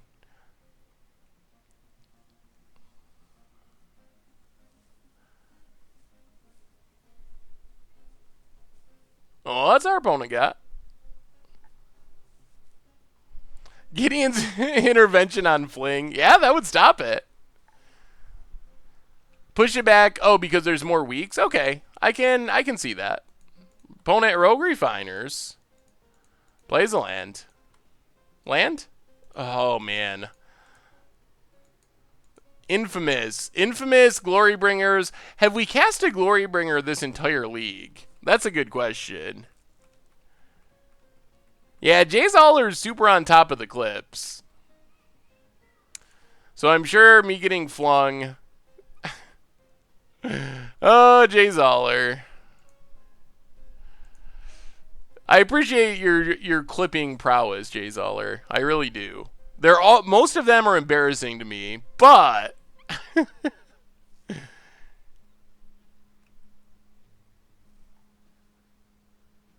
yeah, it's probably better just to play Stone Quarry or whatever the blue white red tap land is. There's red mana, slowly getting there. Well, let's get in with Aerial Responder.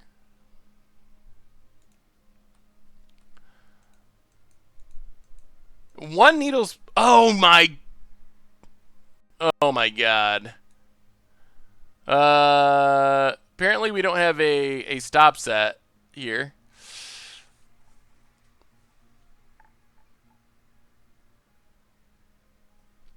I don't know. I must have accidentally clicked the declare block, the block step stop at some point without realizing it, because that just went right through. That went right through our turn. So much for our red mana.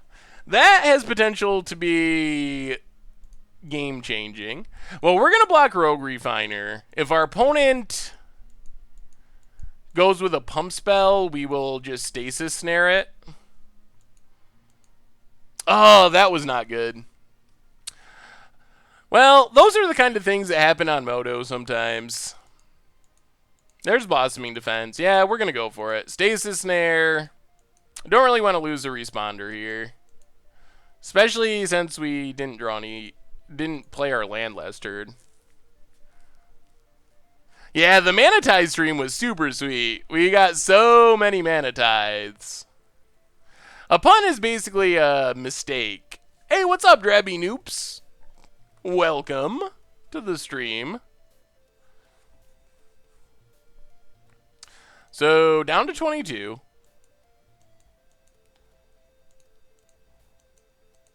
If we draw a Mountain next turn, I'm going to be so sad. Because that would have meant we could have played Glorybringer. I mean, I'll be happy because we need to get red mana, but it will make that punt way more painful. Alright, it was just a Thraben Inspector. So, no harm, no foul. Well, sort of. If we draw another tap land, then there is sort of, yeah. Ugh, okay. So, yeah, that punt is coming back to bite us. Because we would have been able to play this turn, and it would be untapped next turn. Should play Dark Jeskai in Frontier. Yeah, we did a Frontier stream one time. And I actually played Dark Jeskai, and it was pretty sweet. Bona goes attacking. Well, we will block your Rogue Refiner. If you want to use a pump spell, that's fine. I don't think we'll be drafting tonight. The problem with draft is it actually takes a long time. Momir's nice because you can just slide in one match to close out the stream. We'll get in with Aerial Responder. I mean, we're kind of still in this game, despite missing that land drop. Thalia, Inspiring Vantage, pass the turn. This Aerial Responder's been super good. It's gained us a ton of life, which has been a really big deal. Opponent has a tune. The deck, we're 1 and 2. We lost to one really weird matchup, which was horrible. Aetherflux Reservoir. We are not going to beat that deck often. We also lost to Marvel, which is a concern. Whoa! Okay. What's going on over there?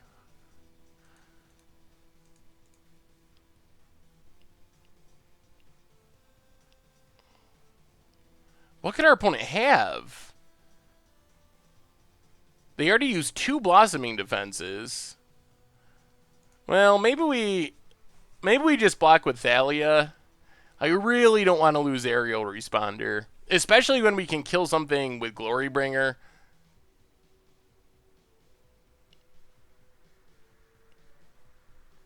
Yeah, let's do that.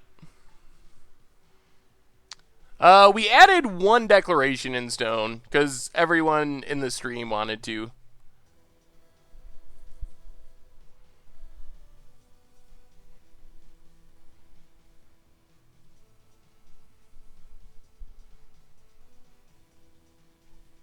I mean, even with Fling here, we're not dead. They'd have to have, like, insult to injury and Fling and something else.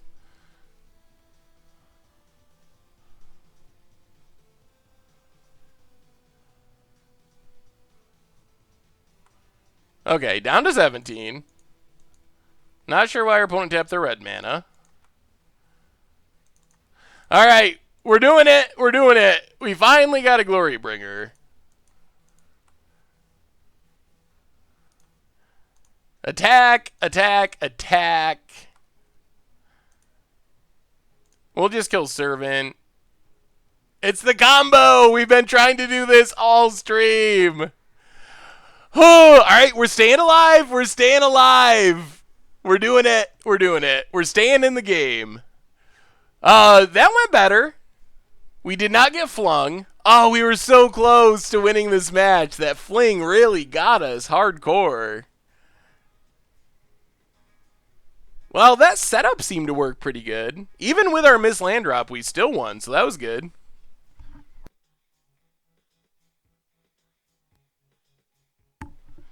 Yeah, Aerial Responder was super good that game.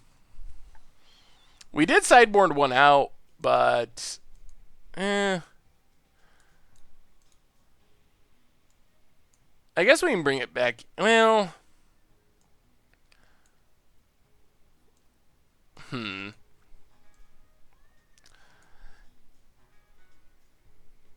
Yeah, we're going to keep it the same, I think. Let's run it back. Could you play Grand Architect Aggro on stream? I definitely want to check out that deck, because it seems super sweet. My 4-year-old is watching videos next to me, and he says I'm too loud. Say, Aubrey, I'll try not to be loud. Well, Aubrey, I'll try not to be so loud. Sorry if I'm bothering you, Aubrey. Thank you for watching, though. I'm assuming the idea of Limits of Solidarity is to steal Ulamogs. How practical that plan is, I'm not really sure. Does not seem all that practical now that we've actually tried it, but on theory, I think that's what it's supposed to do. Well, you're welcome, Church Plays. I'm glad she's enjoying it. Well, we already had one aerial out. It's very good when we have Always watching. Unseen Spectre, 8 months in a row, got home from drafting. Are we 5-0 yet? We are not 5-0 yet, but big scoops here for you. More like 1 and 2. Well, this hand's interesting. We're going to try it. Hopefully our opponent's start is not super quick.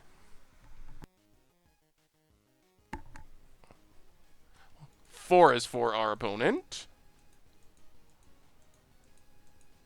And passes. Well, we got our red mana for Glorybringer. We could use some cheaper things. A 2-drop, perhaps, could be sweet.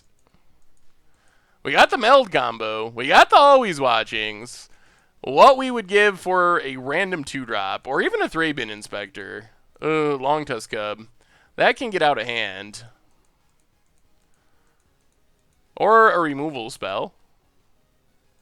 Now, Inspiring Vantage, go. Well, we'll see. This hand has a lot of power starting on turn 4. Is that going to be enough? Do you think that Ulamog is the next card to be banned in Standard? I'm kind of doubtful that Wizards is going to ban anything. I think they're going to really try hard not to ban anything. But, I don't know. I almost think it would be Marvel that would get banned if something got banned. There may or may not be a 1v1 Commander deck tech for our Tier Thursday instant deck tech this week. I say may or may not because... alright, I'll tell you this. I did make a 1v1 Commander deck tech for Thursday's instant deck tech. The problem is a banned announcement comes out on Wednesday, and there is a less than 0 chance... I should say more than 0 chance that that the deck we deck tagged is going to end up getting banned. And then I don't know what I'm going to do. Might just play the banned deck tag. It depends. It's coming up tomorrow. I'll have to see. I might have to switch at the last minute. Is the Future League for limited? I believe the Future League is for constructed. Well, that's our opponent got. There's Bristles. All right. Oh, is it enough? Can we stay alive? Opponent gets in. 4-3. Oh, gonna go pumping. And pumping. Gets back some energy. We're down to 12. Oh, Needle Spires. Well, play the Plains. All we can do here is Gacella, which is powerful, but also just dies to Harness Lightning, and then we lose. And that is a thing that could happen. BMath06, welcome to the Fishbowl. Thank you for your subscription. Big scoops here for our new subscriber. Wait, how is Brawl confirmed banned? Did they actually announce that Brawl is banned? Or that's just your thought on it? Well, let's see if we live another turn. This tap land means we can't Glorybringer. That is one of the downsides of being basically mono white splash Glorybringer, is our mana has been a bit clunky for a deck that's almost mono white.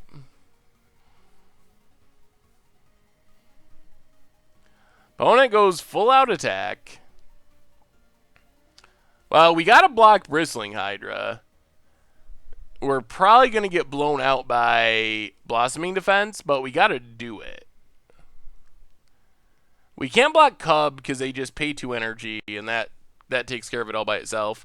Mid-8 Gaming, welcome to the Fishbowl. Thank you for your subscription. Big scoops here for our new subscriber. Yeah, I think it's possible that Emrakul gets banned. It's possible the actual Brawl gets banned. Tasigur, I don't know. Richard seemed to think that Tasigur will be banned, and he's been playing Tasigur more than me. Really wanted to say the difference between Marvel RNG and Hearthstone RNG is that Marvel imposes really interesting deck building constraints as a consequence of the RNG aspect, whereas RNG and Hearthstone is just RNG to increase variance. Okay, that makes sense. What is our opponent doing?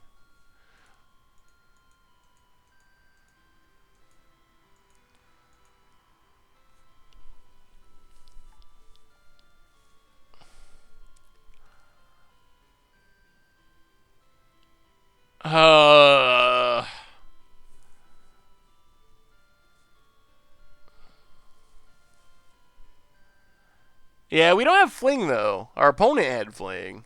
But Fling limits of Solidarity would work.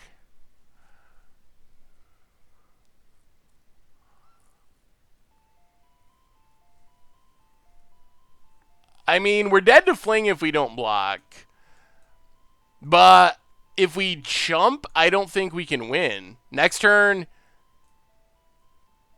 is most likely Thraben Inspector chump. Even if we got Glorybringer, we're just shooting down a Servant. I don't think we can block. We are probably dead, so yeah, alright. You got us. If you got the Fling,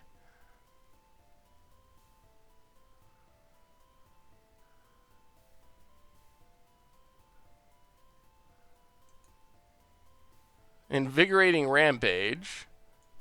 And Pumps. Can they actually kill us? Awesome Dude, $2 says, yay, and I'm out of school, so now I can go full-time Commander Clash. LOL, thanks for what you do. Well, thank you, Awesome Dude, and congrats on being done with school. Thank you so much for the donation. Definitely appreciate it. Enjoy your summer. Are we not dead? What's happening? Do they have a shock? Is there a shock in their hand? Oh, my God. Well, our opponent made that look challenging, but they figured it out. Well, yep. So this deck, apparently not very good. Let's... Oh, boy. D-Slap, flying discard, 2 non-land cards with the same name, draw 4 cards. Yes, I know, Sphinx of Chimes, D-Slap. Welcome back to the Fishbowl. Thank you for your subscription, and we got to get to it at some point. All right, let's do our second and final 30-second ad, and then we'll be back with round 5. See if we can scavenge a 2-1 or 2-3, not 2-1. A 2-3 finish with the deck, and then we'll wrap up with a game of Momir. Be right back, 30 seconds.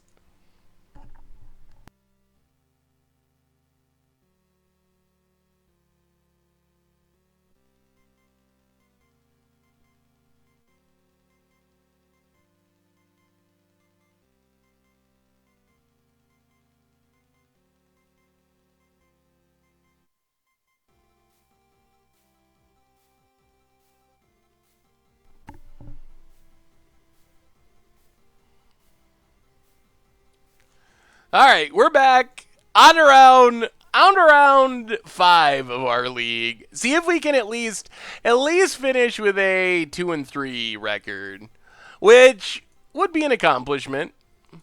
Yeah, if you have ad block or you're a subscriber or Twitch Prime, then you don't get ads. Okay, Mr. Panda, 7 months in a row. As always, thanks for the amazing video and commentary. You're awesome. Well, you're awesome. Okay, Mr. Panda. Thank you for your sub. Definitely appreciate the support. Welcome back to the Fishbowl. Thank you, thank you, thank you. Mad Dog Assault. I recently played a Flashback Standard League and scumbled through it and ended up 3-0. Sweet. You had Replenish combo? Awesome, awesome, dude.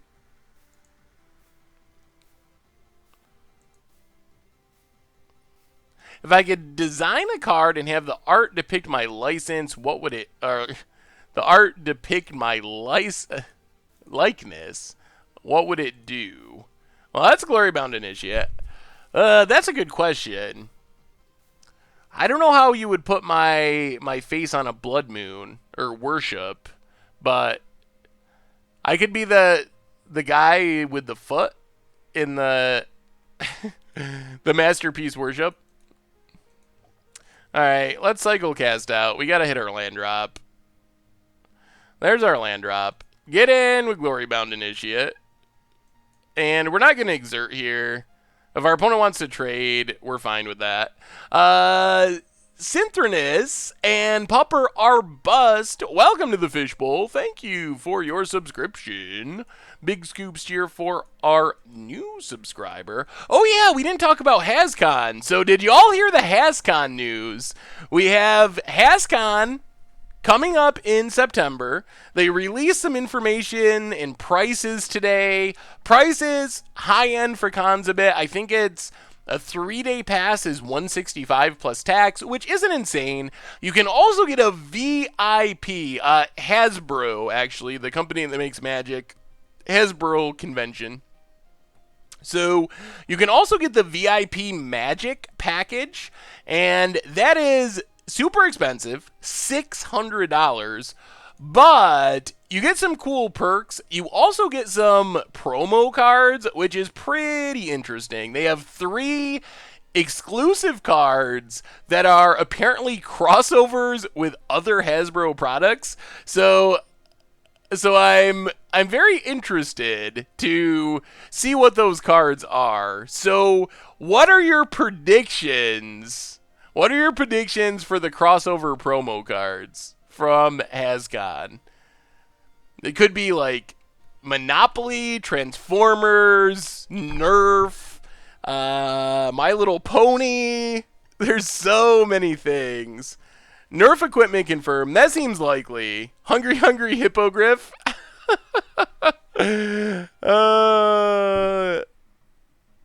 Transformers seems likely. Optimus Primordial. I like that. That's a good one. My Little Pony Transformer of Liliana.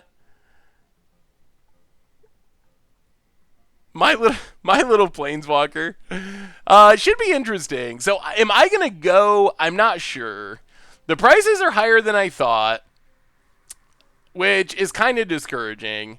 The promo cards are less appealing to me because they're not tournament legal. I wish they were like the SDCC promos. That would be sweet. The Comic-Con ones. If they were like that, but with, I don't know, random crossover characters, I think that would be pretty sweet. But since they're silver bordered and not tournament playable, the promos are a bit less exciting. Still considering it. Oh boy. We have just had... Alright, I'm starting to think this deck is just bad. I said it. I think we're getting to that point, 5 matches in, that I'm feeling like it's just not good. I feel like we've spent this entire stream with multiple Glorybringers rotting in our hand. And that's not a good place to be. So I think I've just come to that conclusion that this deck is just not very good. I've been playing a Modern League while watching with a sweet brew, went 3-2. Ooh, sweet. Well, what's your sweet brew?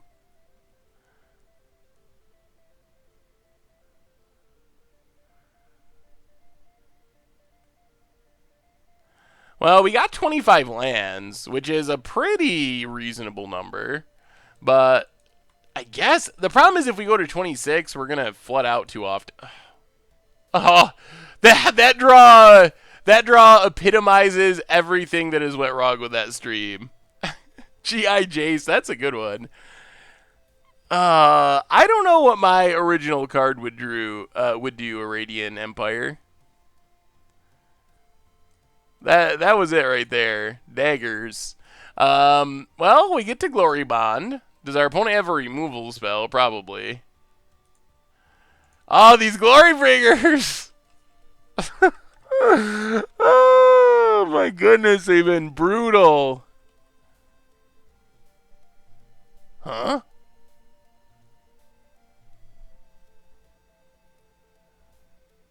Whoa! No. Really?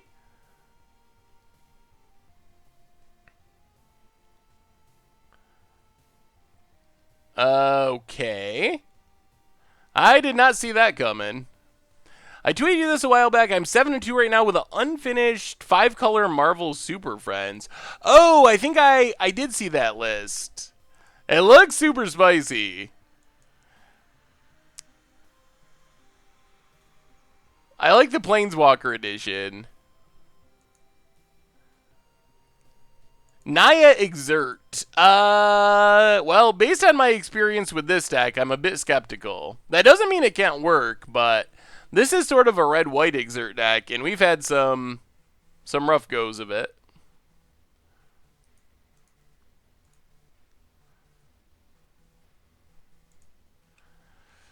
Ooh, Mad Dog's Assault. It's a werewolf deck.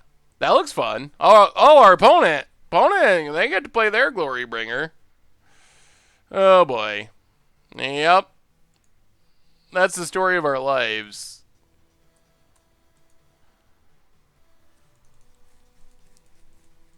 Does this mean we're just dead? We get Glorybringer. We get to attack and exert. Can't kill the other Glorybringer. We can kill, I guess, just Channeler Initiate. Pass the turn.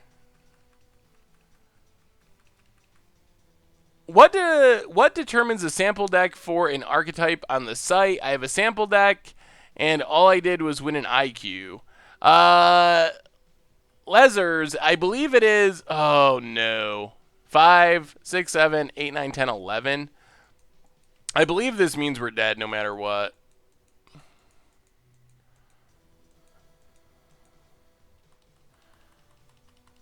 Because we can't block everything. What could we draw? Is there a thing we could draw? Man, this deck has been so brutal. Oh man, watch us get flung again.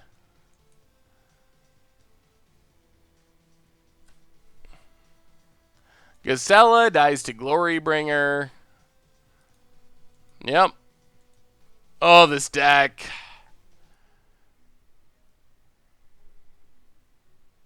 This deck. All right. On to the potential last game of our stream. And, Whew! We have just not had a bit of luck with this deck.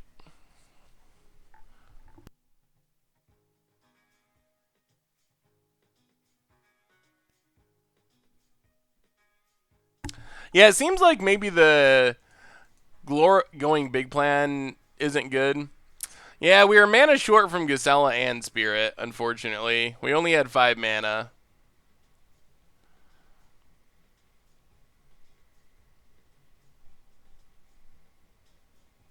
The Glorybringer can't shoot other dragons. That was the problem. So we would have had to kill Servant of the Conduit, and then we would have just died anyway. Oh, I think it's the most recent list, Liar Z.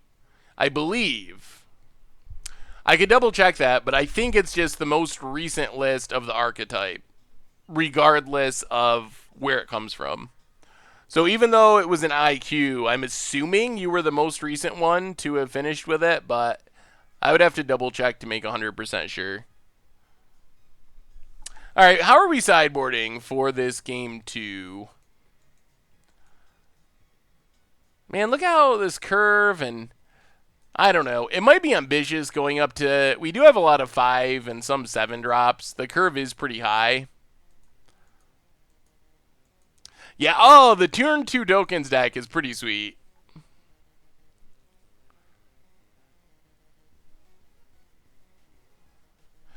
Alright, well, I guess I'll have to ask Richard then. I don't know what the... I guess I'm not 100% sure the hierarchy on the list then. I guess I just assumed it was the most recent one, but I will have to ask him that. I guess we can bring in, like, stasis snares, maybe? For a bit more removal, go down a Bruna and Selfless Spirit. Try it like that.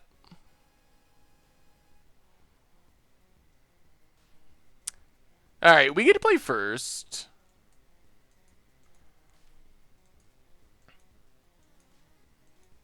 This hand feels pretty bad. Look at that Glorybringer. Yeah, we're going to mulligan. Alright, we got red mana.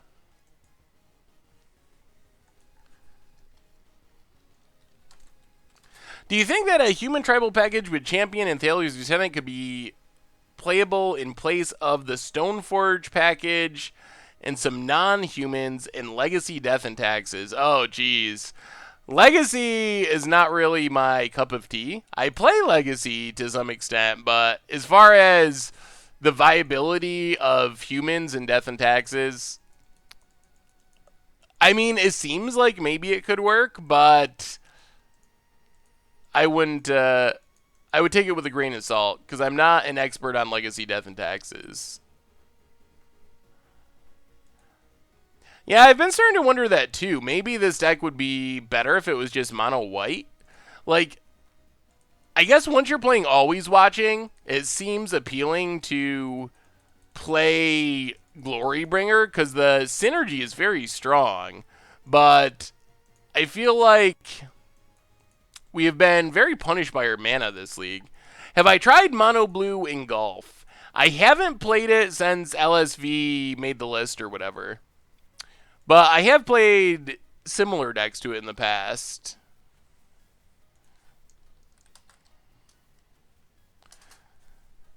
Alright, Pona has a Channeler. Let's see what we draw. Alright, well, we got the Meld combo. Little light on lands for actually casting it. Get in with Selfless Spirit. My Mono White Exert deck. Ooh. Mono White Exert, eh? I bet your mana's better than this deck.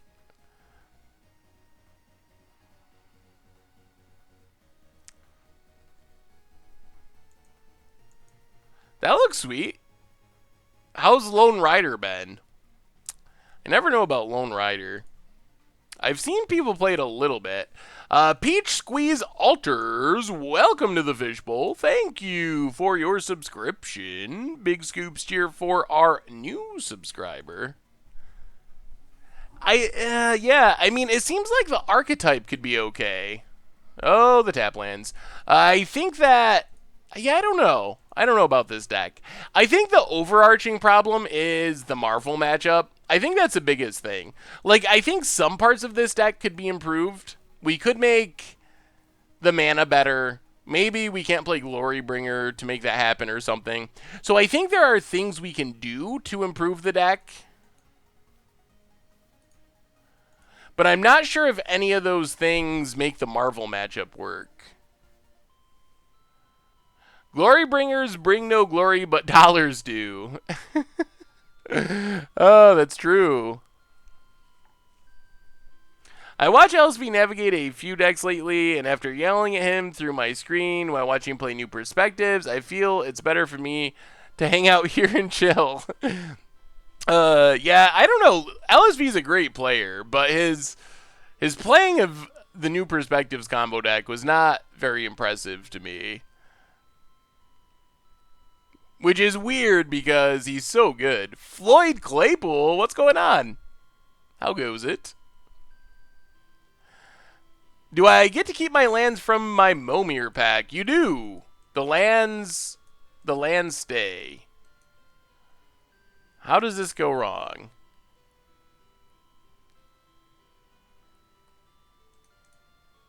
I mean, we're going to block. I don't know what you could have that blows us out. Apparently nothing. Just a punt. Some nice tap lands. Well, let's get in with Gisela. The true King Fishy, 8 months in a row. Welcome to the Fishbowl. Thank you for your resubscription. Big scoops here. And Mirkin, 4 months in a row. Yes, we're playing the Boros deck. Not having much success with it. It is sweet, though. Opponent blocks. We'll play our Needle Spires. Pass the turn. Thank you both for your subscriptions. Appreciate it. Thank you so much. Had to stop watching him play 1v1 Commander Baral. Everything that is wrong with Magic in one deck. I like that deck. When I've played 1v1 Commander Leagues, I was playing Baral Polymorph. I think it's fun. Counter everything. Yeah, I guess that would count as a blowout if it was Fatal Push. I think this deck is straight teamer, though. Post-combat, Glorybringer.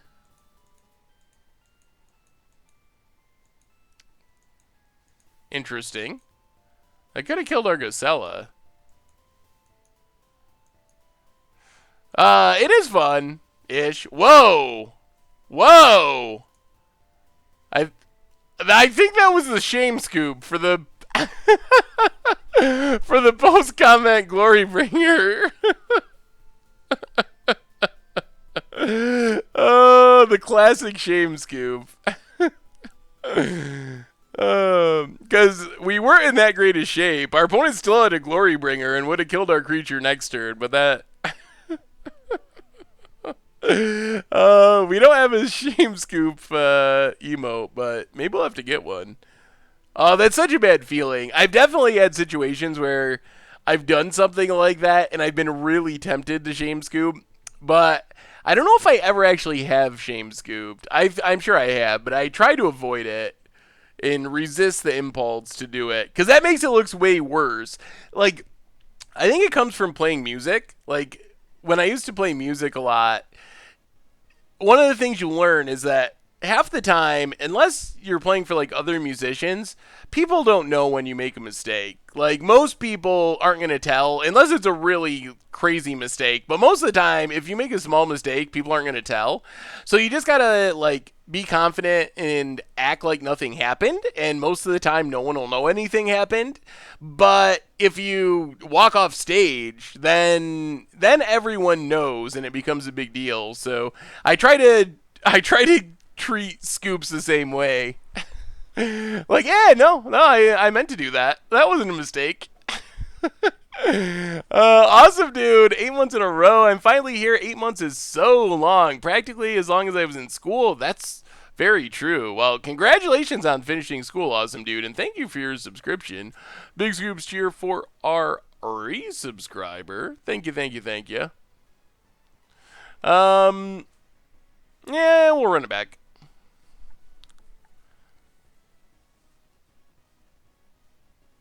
Have you not been playing Modern lately, Seth? I think you'd be all over the counters deck with Vizier. Mr. Dubis, welcome to the Fishbowl. Thank you for your subscription. Big scoops here for our new subscriber.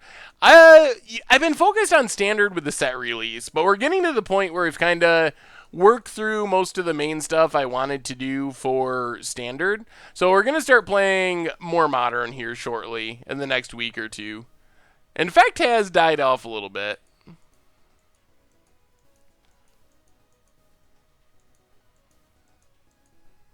Opponent has Channeler. Well, let's cycle cast out. We do need to hit our... That's not a land.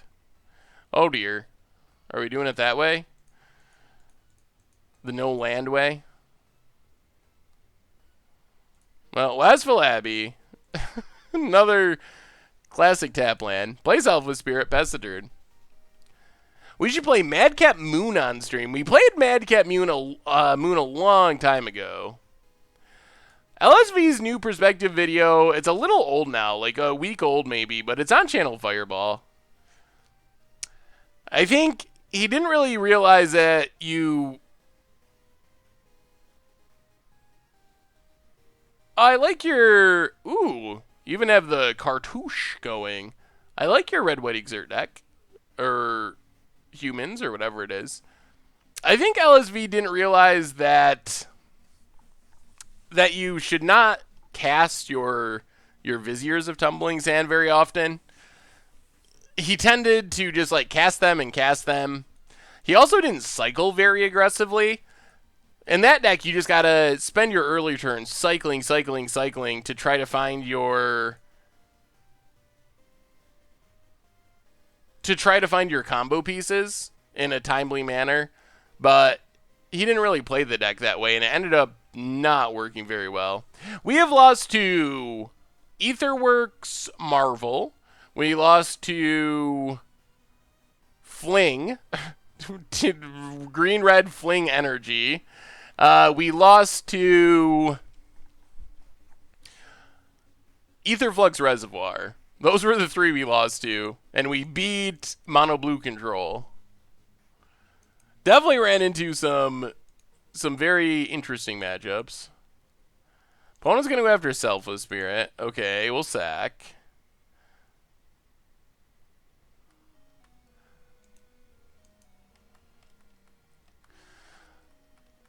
Yep.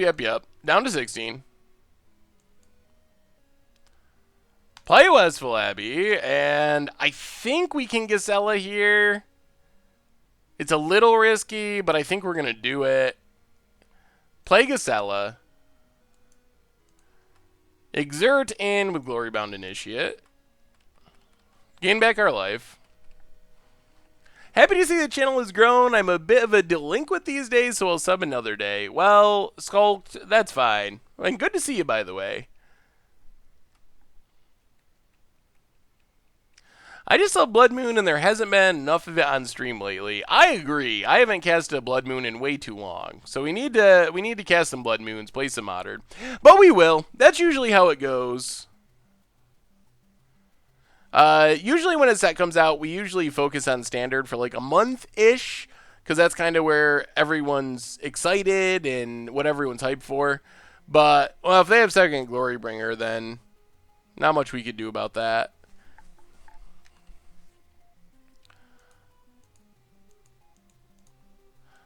Oh, our opponent might have Deep Fiend, maybe. We are going to have to cast out this Glorybringer, I think.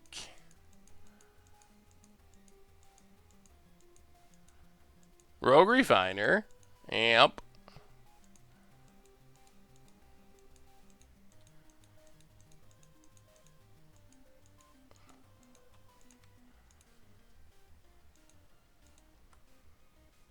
Aerial Responder. Well, let's go to combat. Get in with Gisela.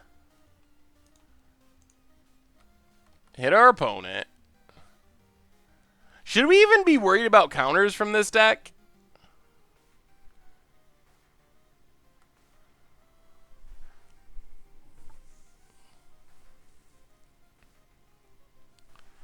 And I guess we can just do it now. I mean, they have counter mana up anyway.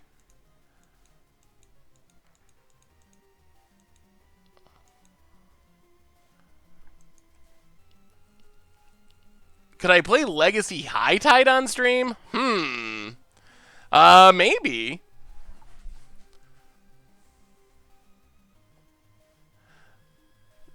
It's not J-Cella. I know that. Rogue Refiner's good. I don't think it's too good, but it is good. Is New Perspectives legit? I mean, it's unique. Oh my goodness. Well, now we're... Oh, man. Now I don't know if it matters what we do. Man, we're the Glorybringer deck, and we're getting out Glorybringered. Alright. This deck, just not good.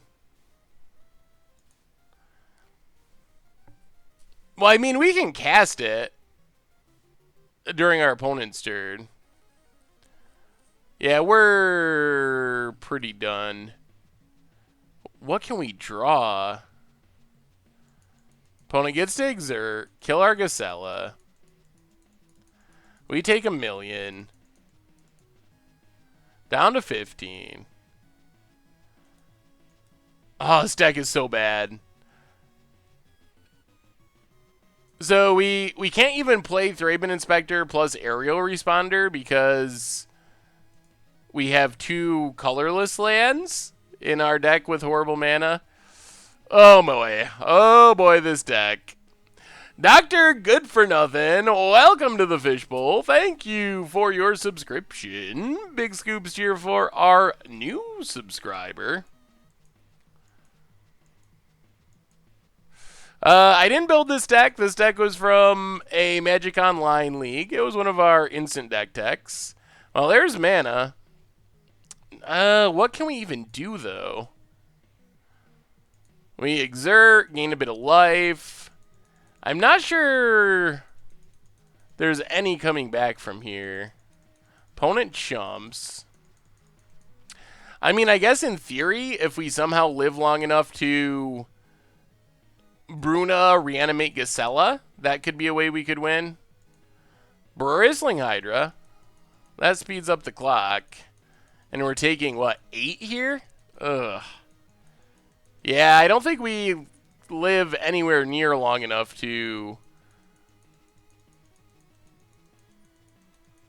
And our opponent gets to Glorybringer or something next turn. Yeah, I think that's game. We don't have Fumigates. Yeah, I mean... We're going to end a turn short of the meld combo. Well, oh, this mana. This mana. So there's no way we live here, right? We can't even always watching and aerial responder because this mana base is incredibly bad. Oh boy. Well, I mean, we'll just, yeah, this is game. 4, 5, 6, 7, 8, 9, 10, 11, 12. I mean, we won't scoop. We'll wait and see if our opponent punts. We probably would draw a tap land anyway. So we couldn't Bruna. But I mean, all our opponent has to do is attack and we die. They would have to, like, forget to attack, not exert the Glorybringer, something like that. Yeah, Glorybringer, when it attacks, you can deal 4 damage to a non-dragon creature. They actually made that intentionally so Glorybringer couldn't kill Glorybringer. They actually wrote about that. That's entire purpose for that, is they didn't want to have Glorybringer wars. If you remember, a while ago, there was Huntmaster wars, essentially, where people would, where it would be about who would flip their Huntmaster at the right time, essentially, to kill your opponent's Huntmaster. And that's why we've seen, like, the non-werewolf clause on Ulrich, even though Ulrich is horrible, so it doesn't matter.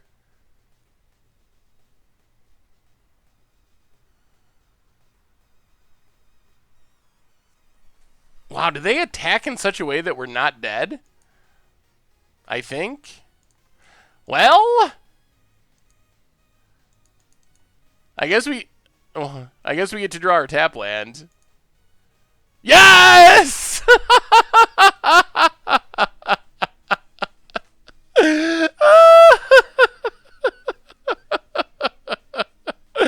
Oh, so fitting. Like, oh man, it just sums it up. It sums it up. Oh, yep. Alright. So, now we can scoop. Oh, man. Oh, we were so close to melding. Would that have even done it? We would have been able to block here.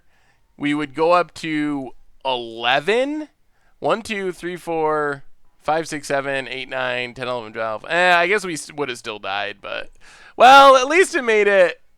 At least it, Oh, yeah, this deck. Original Chairman, welcome to the Fishbowl. Thank you for your subscription. Big scoops here for our new subscriber. So this deck, what do we learn about this big Boros deck? And basically, it doesn't feel very good. So Big Boros... For this deck to be good, it has to be really good because it's bad against Marvel. So it has to be good enough in other matchups and in other ways to make up for a subpar, at least main deck Marvel matchup. And based on our experience, even sideboard, it still wasn't a great matchup. So I think that this one just isn't very good. If you want to play red-white, I think your best bet is to go with the aggro build and be kind of the humans red-white build. If you want to go big like this, probably need to not play Glorybringer because the mana was super bad. And if you're going to splash in this deck, I would want to splash for black or blue, colors that actually interact with Marvel. Splashing for red to have Glorybringer to be even slightly better against random creatures, that doesn't really seem worth it in our current format. If we're gonna splash in this mono white big stuff deck, I think you gotta splash black for dispossesses, transgress the minds, or blue to play counters and stuff like that. So I think that there might be some potential there with the framework. There is some good stuff. Glorybound Initiate, always watching, etc., etc. But I don't think this was actually the way to make it work. And if you do want to play this literal deck, the mana was super bad. So don't play this mana. Anyway, good news is, even though our league did not go well, hopefully our one on Thursday goes well. Maybe we'll play Modern on Thursday. It has been a bit since we've played Modern. But we do get to play some Momir. So let's see the Momir list. That's not it. Oh my god. I give up. Is Wintermaster on the list? He is. So, all right, one last check before I accept. Scratched, the best in, Drake and Vulture, Mirkin, .jpg, Minkinor, Fearless Joe. Are we good? Am I good to accept the challenge from Wintermaster? All right, we're... Oh, Mirkin. Oh, I'm so sorry, Wintermaster. You've actually been trumped on the list. I know you've been waiting, but you're lower on the list. Sorry, next time. So Mirkin's night. Let me pull up the Momir lay.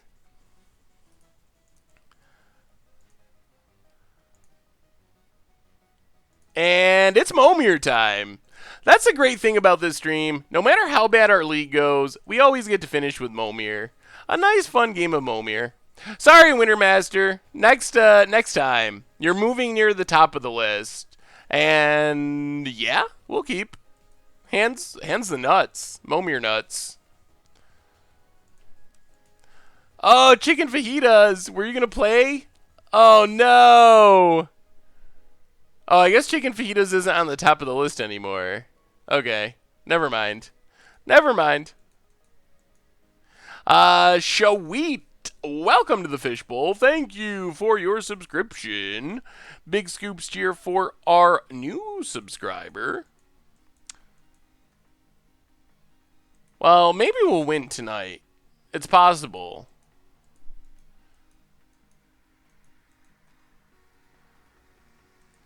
What? Oh, if you've recently reinstalled your Magic Online, they changed the defaults to some weird buttons. So if you have to go to like your settings and set it back to F6.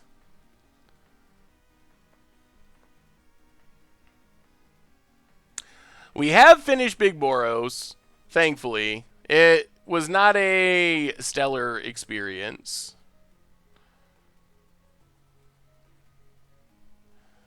I mean, the deck was still fun, but it was a rough performance. 1-4, and it just the deck's not quite there yet. Can I fix the chat window? Oh yeah, I will definitely fix that. Oh wait, hang on. I think I somehow got an old version of the overlay. I don't know how that's possible, but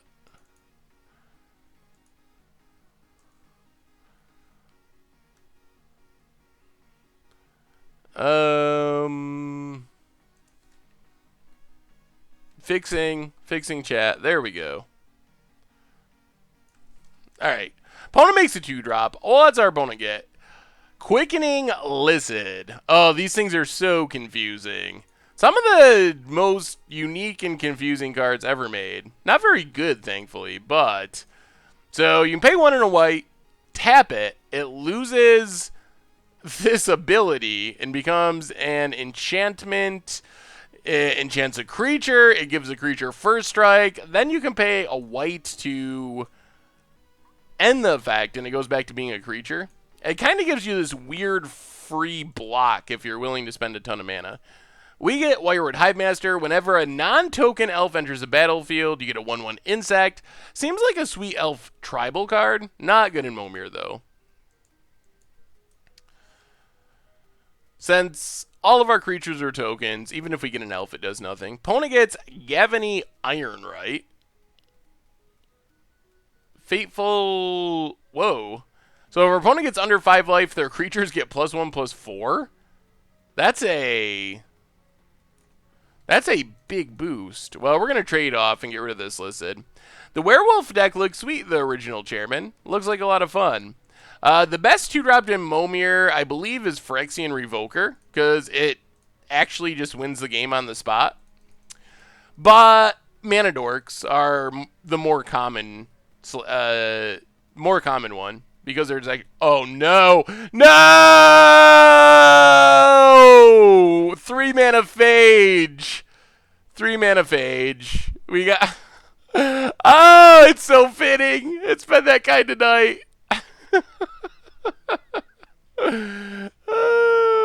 Well, if you haven't seen this before, Countryside Crusher has an ability where at the beginning of your upkeep, you reveal the top card of your library. If it's a land, you repeat the process and put it in your graveyard. It gets big.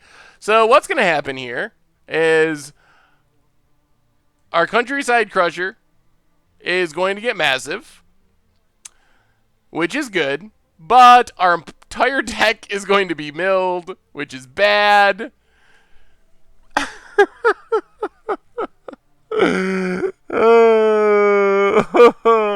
Well, I've never gotten a Phage, but we have died to Countryside Crusher. Alright, on to game 2. We just die in our upkeep. That all happens before we get to even draw our card. So we actually don't even get a turn to attack there. No, I don't even get to... I didn't concede. I didn't concede there. That happened on our upkeep, and then when we drew our card for our turn, we lost to milling. So that wasn't a concession. That was just us actually dying the old-fashioned way. Mono Blue Aetherflux. Oh, that looks like the deck that we got crushed by earlier with the Boros deck. Alright, let's get a Phyrexian Revoker. Repay our opponent for that Countryside Crusher in our 2-drop slot here. Come on, something sweet. Yeah, that was brutal. Or a Kaljoran Outrider. It's a 2-2. And that's about it. I can't imagine we're ever going to actually pump it. Oh, yeah, we're 1-4. Good call. I will update the record. Opponent. Angelic Page. Target attacking or blocking creature gets +1/+1 until end of turn. Alright. Well, play a Swamp. And actually, we're going to skip our 3. Let's just get in for 2. Skip our 3-drop. I don't want to play the Plains. I only want to play Swamps and Mountains. I guess we could start playing them for this thing, but there's no way we're ever going to activate that. I can't imagine. This thing's just going to trade off very, very quickly. Well, we don't usually add Momir to the record. But yes, after that first one, Nettle Drone. So, deals a damage. Whenever you cast a colorless spell, you can untap it. So, just a bad pinger. Only hits humans. I guess it's a 3-1. So, we take 1. Yep. Alright, let's make a good 4-drop. This, Gisela would be good here. I would take that. Protection from mono-colored. Ooh. Unfortunately, this Devoid thing exists. Otherwise, that would be really good. Well, let's get in. Maybe our opponent will block? This kind of could be just unblockable, right?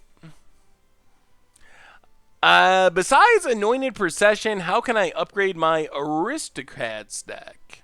Aristocrats. Bone Picker, Bond 2, Doom Descender, Smothering Abomination, Bone Splinter, Survival Exhibition, Start Finish. It looks pretty good. I think, yeah, the main one's probably Anointed Procession. If you have the money, Fatal Push would also probably be a good removal spell. It's probably better than Bone Splinters for the most part. If you wanted, you could probably play 1 Bone Splinters, but in general, I don't think Bone Splitters is a great removal spell. So we take 1. Our opponent got a Lumen Grid Drake. Ooh, this card was actually... Oh, man. I miss Scars Limited. That's back when I used to play a ton of Limited. Not that I was great at Limited, but I enjoyed that format. In fact, Unlimited was sweet. Should brew with Volcanic Awakening. When it enters the battlefield, yeah. So 3/3 haste, unless we hit more allies.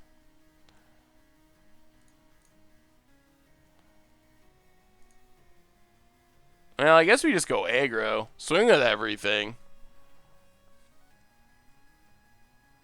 I played it in Scars Limited Tracy King. I mean, it wasn't insane, but it was fine. I mean, I think the problem was there wasn't... Blue Metalcraft wasn't the main Metalcraft deck.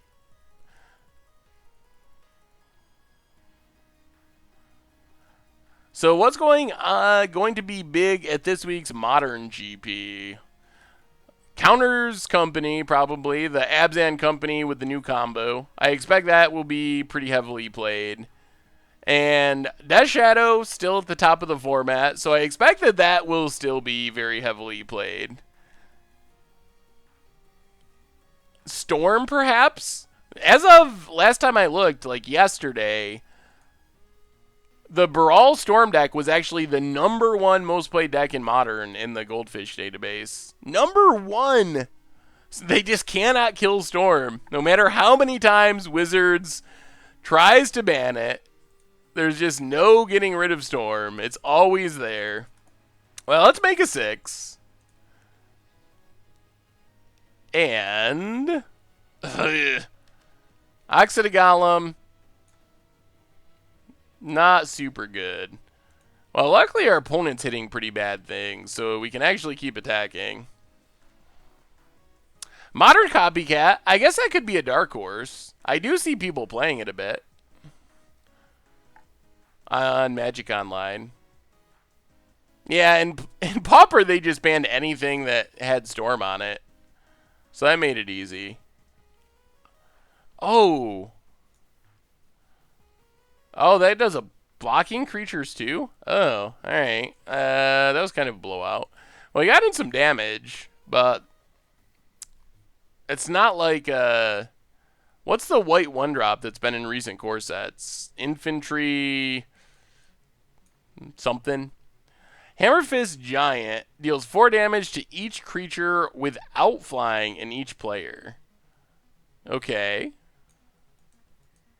So that can wrath the board at the moment. Also kills itself. Does not kill our opponent's flyers. Watch us get a Phage too. Alright, no Phage. Instead, Thundercloud Elemental. 7 mana, 3/4 flyer. Not a great body. Yeah, I mean, Tron is always around. They ban Grape Shot, just gets replaced with Etherflux Reservoir. Yeah, that would, I mean, if they actually banned the cards that said Storm on them with Modern, that would actually kill the deck, I think. Penumbra Worm. Ay. Well, we need a good 8. We're getting behind here.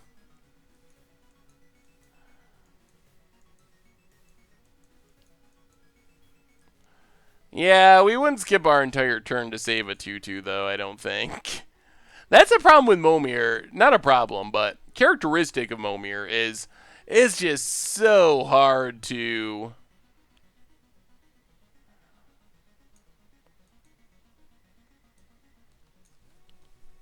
It's just so hard to leave up mana for stuff like that.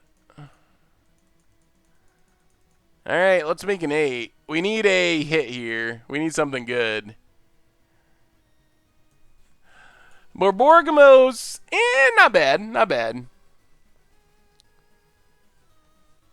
Pass the turn.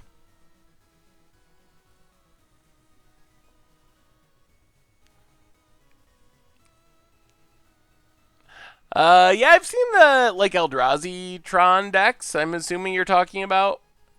They seem pretty good. I think that Eldrazi Tron is actually the most played Tron deck at the moment in Modern.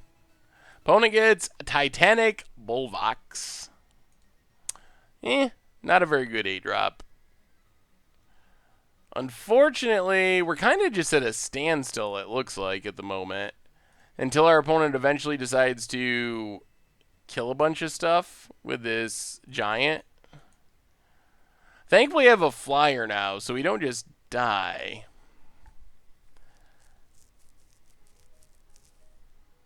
This is actually awkward. We kill it, but our opponent gets 6 1/1s. It does mean they can never activate that thing. That's so many bodies to block, though. I think we lose if we... I think we gotta take it here. Infect is very far down the meta. I don't know if I'd say it's completely dead and it'll never see play again, but it is... I have no idea what a Bullbox is. No idea. But it's very far down the meta compared to where it used to be when it was the #1 deck in Modern for a long time. But Gitaxian Probe definitely hurt it a ton. Well, Archetype of Endurance is interesting. I don't know if that's going to be enough here, though.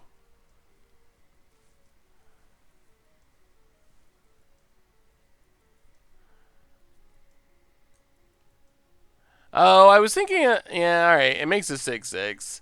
I was thinking of Symbiotic Worm. Symbiotic Worm is the one that makes 1/1s equal to its power.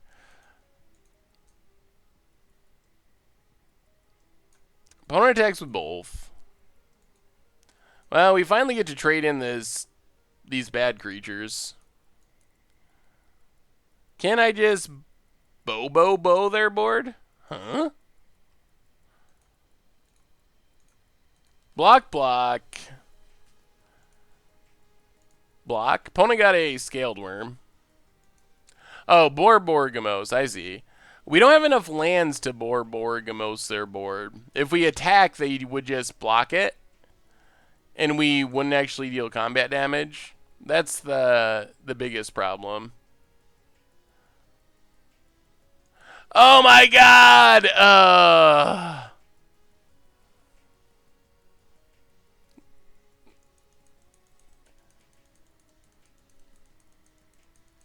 I'll edit that part out.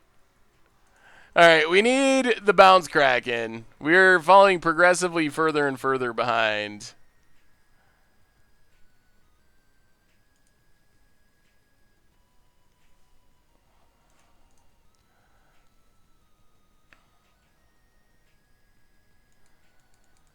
And I think we're dead. Yeah, it was a pun. It wasn't the most brutal of punts because it would have came back as a token anyway, which would have gotten us. But I think this is just game. Do you think that Bant Eldrazi is bad in this meta? I don't think it's as good as it used to be. I think Storm and some of those decks are not good for it. Oh, man.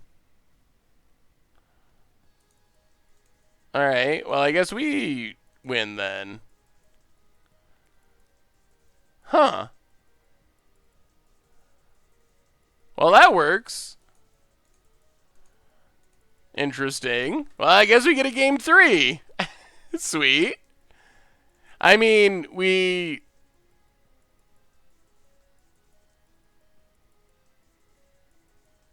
not dead. I'm surprised our opponent didn't throw all their creatures in front of Borborgamos. Well, now we're equal on the punt front. So that's good. I don't have to feel so bad about my punt. We're equal.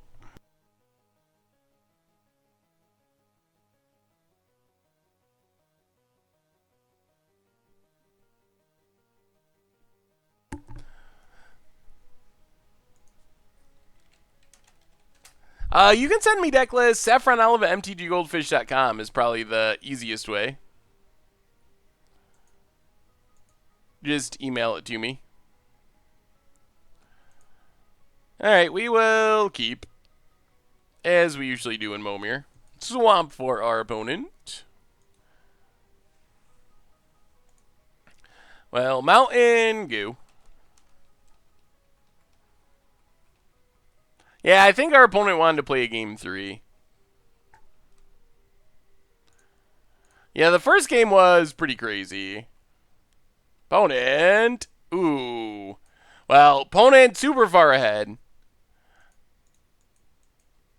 Mana Dorks are so good. So we need, let's get a Revoker. Or a Mana Dork. Either one. And... or Hunter's Sliver. All slivers have Provoke. So when it attacks, you can basically make something block it. You can even untap it and make it block it.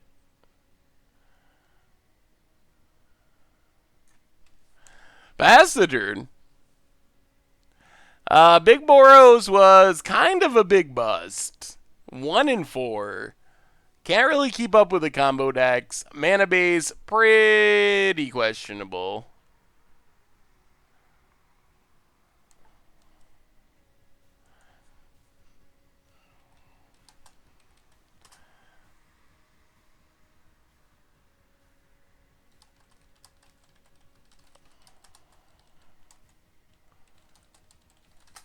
Opponent makes a 3.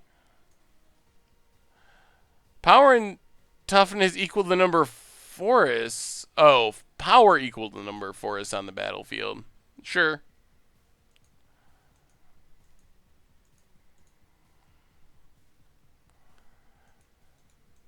Opponent passes. Well, we get to make a 3. And 2 damage to target creature or player, 3 damage to us. Alright, that's not horrible, I guess. I think we'll just provoke this thing. Might as well get it out of the way. Yeah, our opponent said that they just forgot to use their mana dork, so I expect that they'll use it this next turn. But yeah, we're getting the sliver value. Gonna actually kill this coiling woodworm. What set is this from? Nemesis? Ew. Card does not seem very good. Because it's only ever gonna be... What was the hexproof thing? The tree folk from a core set. It was the 3-mana hexproof, power and toughness equal to the number of forests. You can see how far that type of card has gotten upgraded. How does Scred Red look in Modern right now? I think it's worse than it used to be at the moment. With more combo decks and less Tron decks. And some of the combo decks, like Storm, don't especially care about Blood Moon. Opponent gets Armored Wolf Rider, 4/6 for 5. We get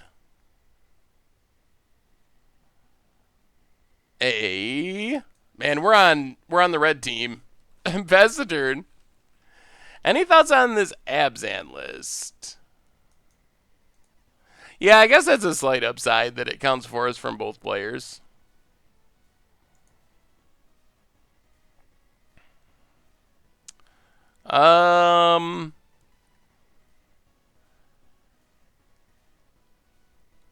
I like the idea of the Abzan list. I wonder how it will trigger Revolt, though. I guess would be my main question. It doesn't seem like it has... It doesn't look like it has a ton of ways to trigger Revolt. Also doesn't look like it has a ton of ways to turn on Delirium for Traverse. So those would be my concerns, but it looks like it has a lot of sweet stuff going on. Alright, let's block.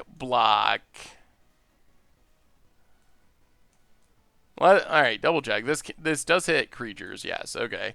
So we'll block. Opponent got a River Serpent. I don't think skipping 6 is worth making this a 6/6.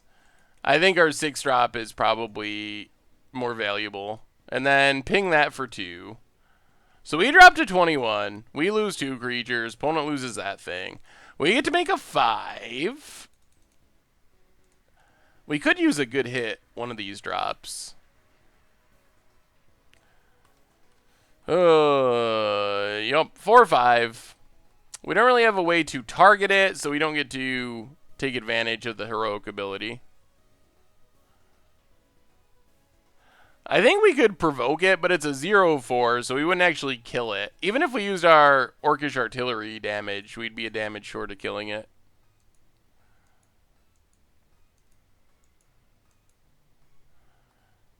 Opponent gets, ooh boy, Windbrisk Raptor, 5/7, attackers have lifelink. This also turns on River Serpent. That's a good one.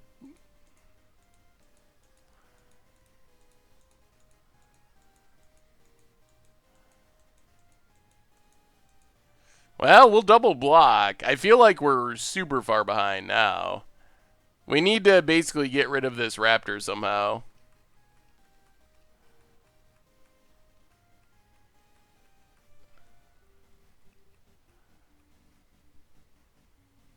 Alright. So that's down. Opponent's up to 29. We get to make a 6. We need a Admission Angel, I think. Ruthless Deathfang. When you sack a creature, target opponent sacks a creature. If we had a way to sack creatures, that could work. Is there often much decision-making in Momir? Seems like you pretty much play up the curve until you get to 8. That part of Momir is the same. Most of the decision-making and... Alright, things are looking up. Opponent gets the Scornful Egotist. That buys us a bit of time, although this Raptor is still super good. Most of the skill of Momir is playing the board. So that's where the decision making comes in, is how you block, how you attack, how you use any onboard abilities. But the actual use of Momir is pretty much the same every game, for the most part. Sometimes it changes up if you draw extra cards or something, or have to discard cards, but for the most part, you do the same thing unless something crazy happens. Oh, what is it with us in these affinity golems? That's the second one we've hit.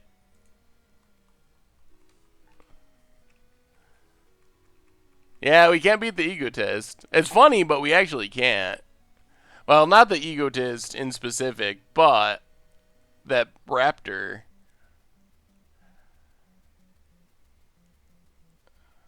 Opponent going to 9. Oh, staying at 8. Okay. They actually can pay for that, though.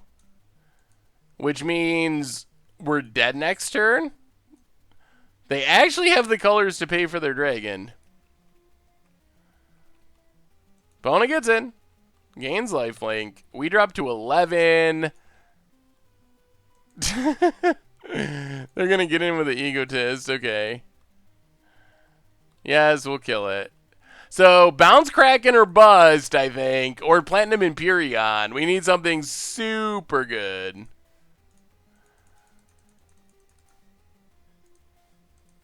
Swamp. What do we get? Angel of Deliverance. Well, I think this technically keeps us alive one more turn.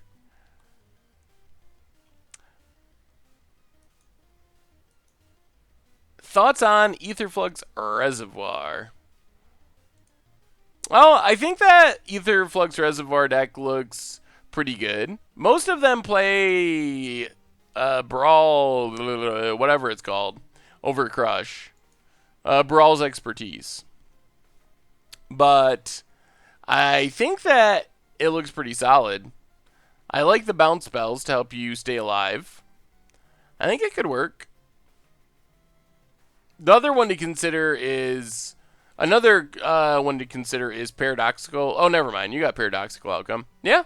No, I think it looks good. The only thing I would say is maybe the Brawl's Expertise over Crush, but Crush could be fine there, and maybe it's even better. So here comes the big attack.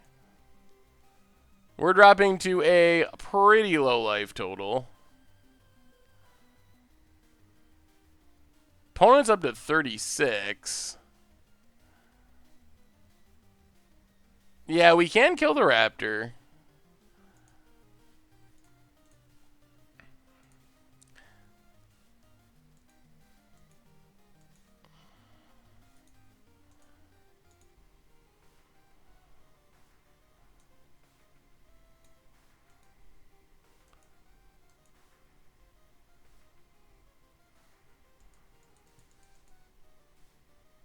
Oh, did we just kill ourselves? Oh, yeah, we did. Yeah, that's true.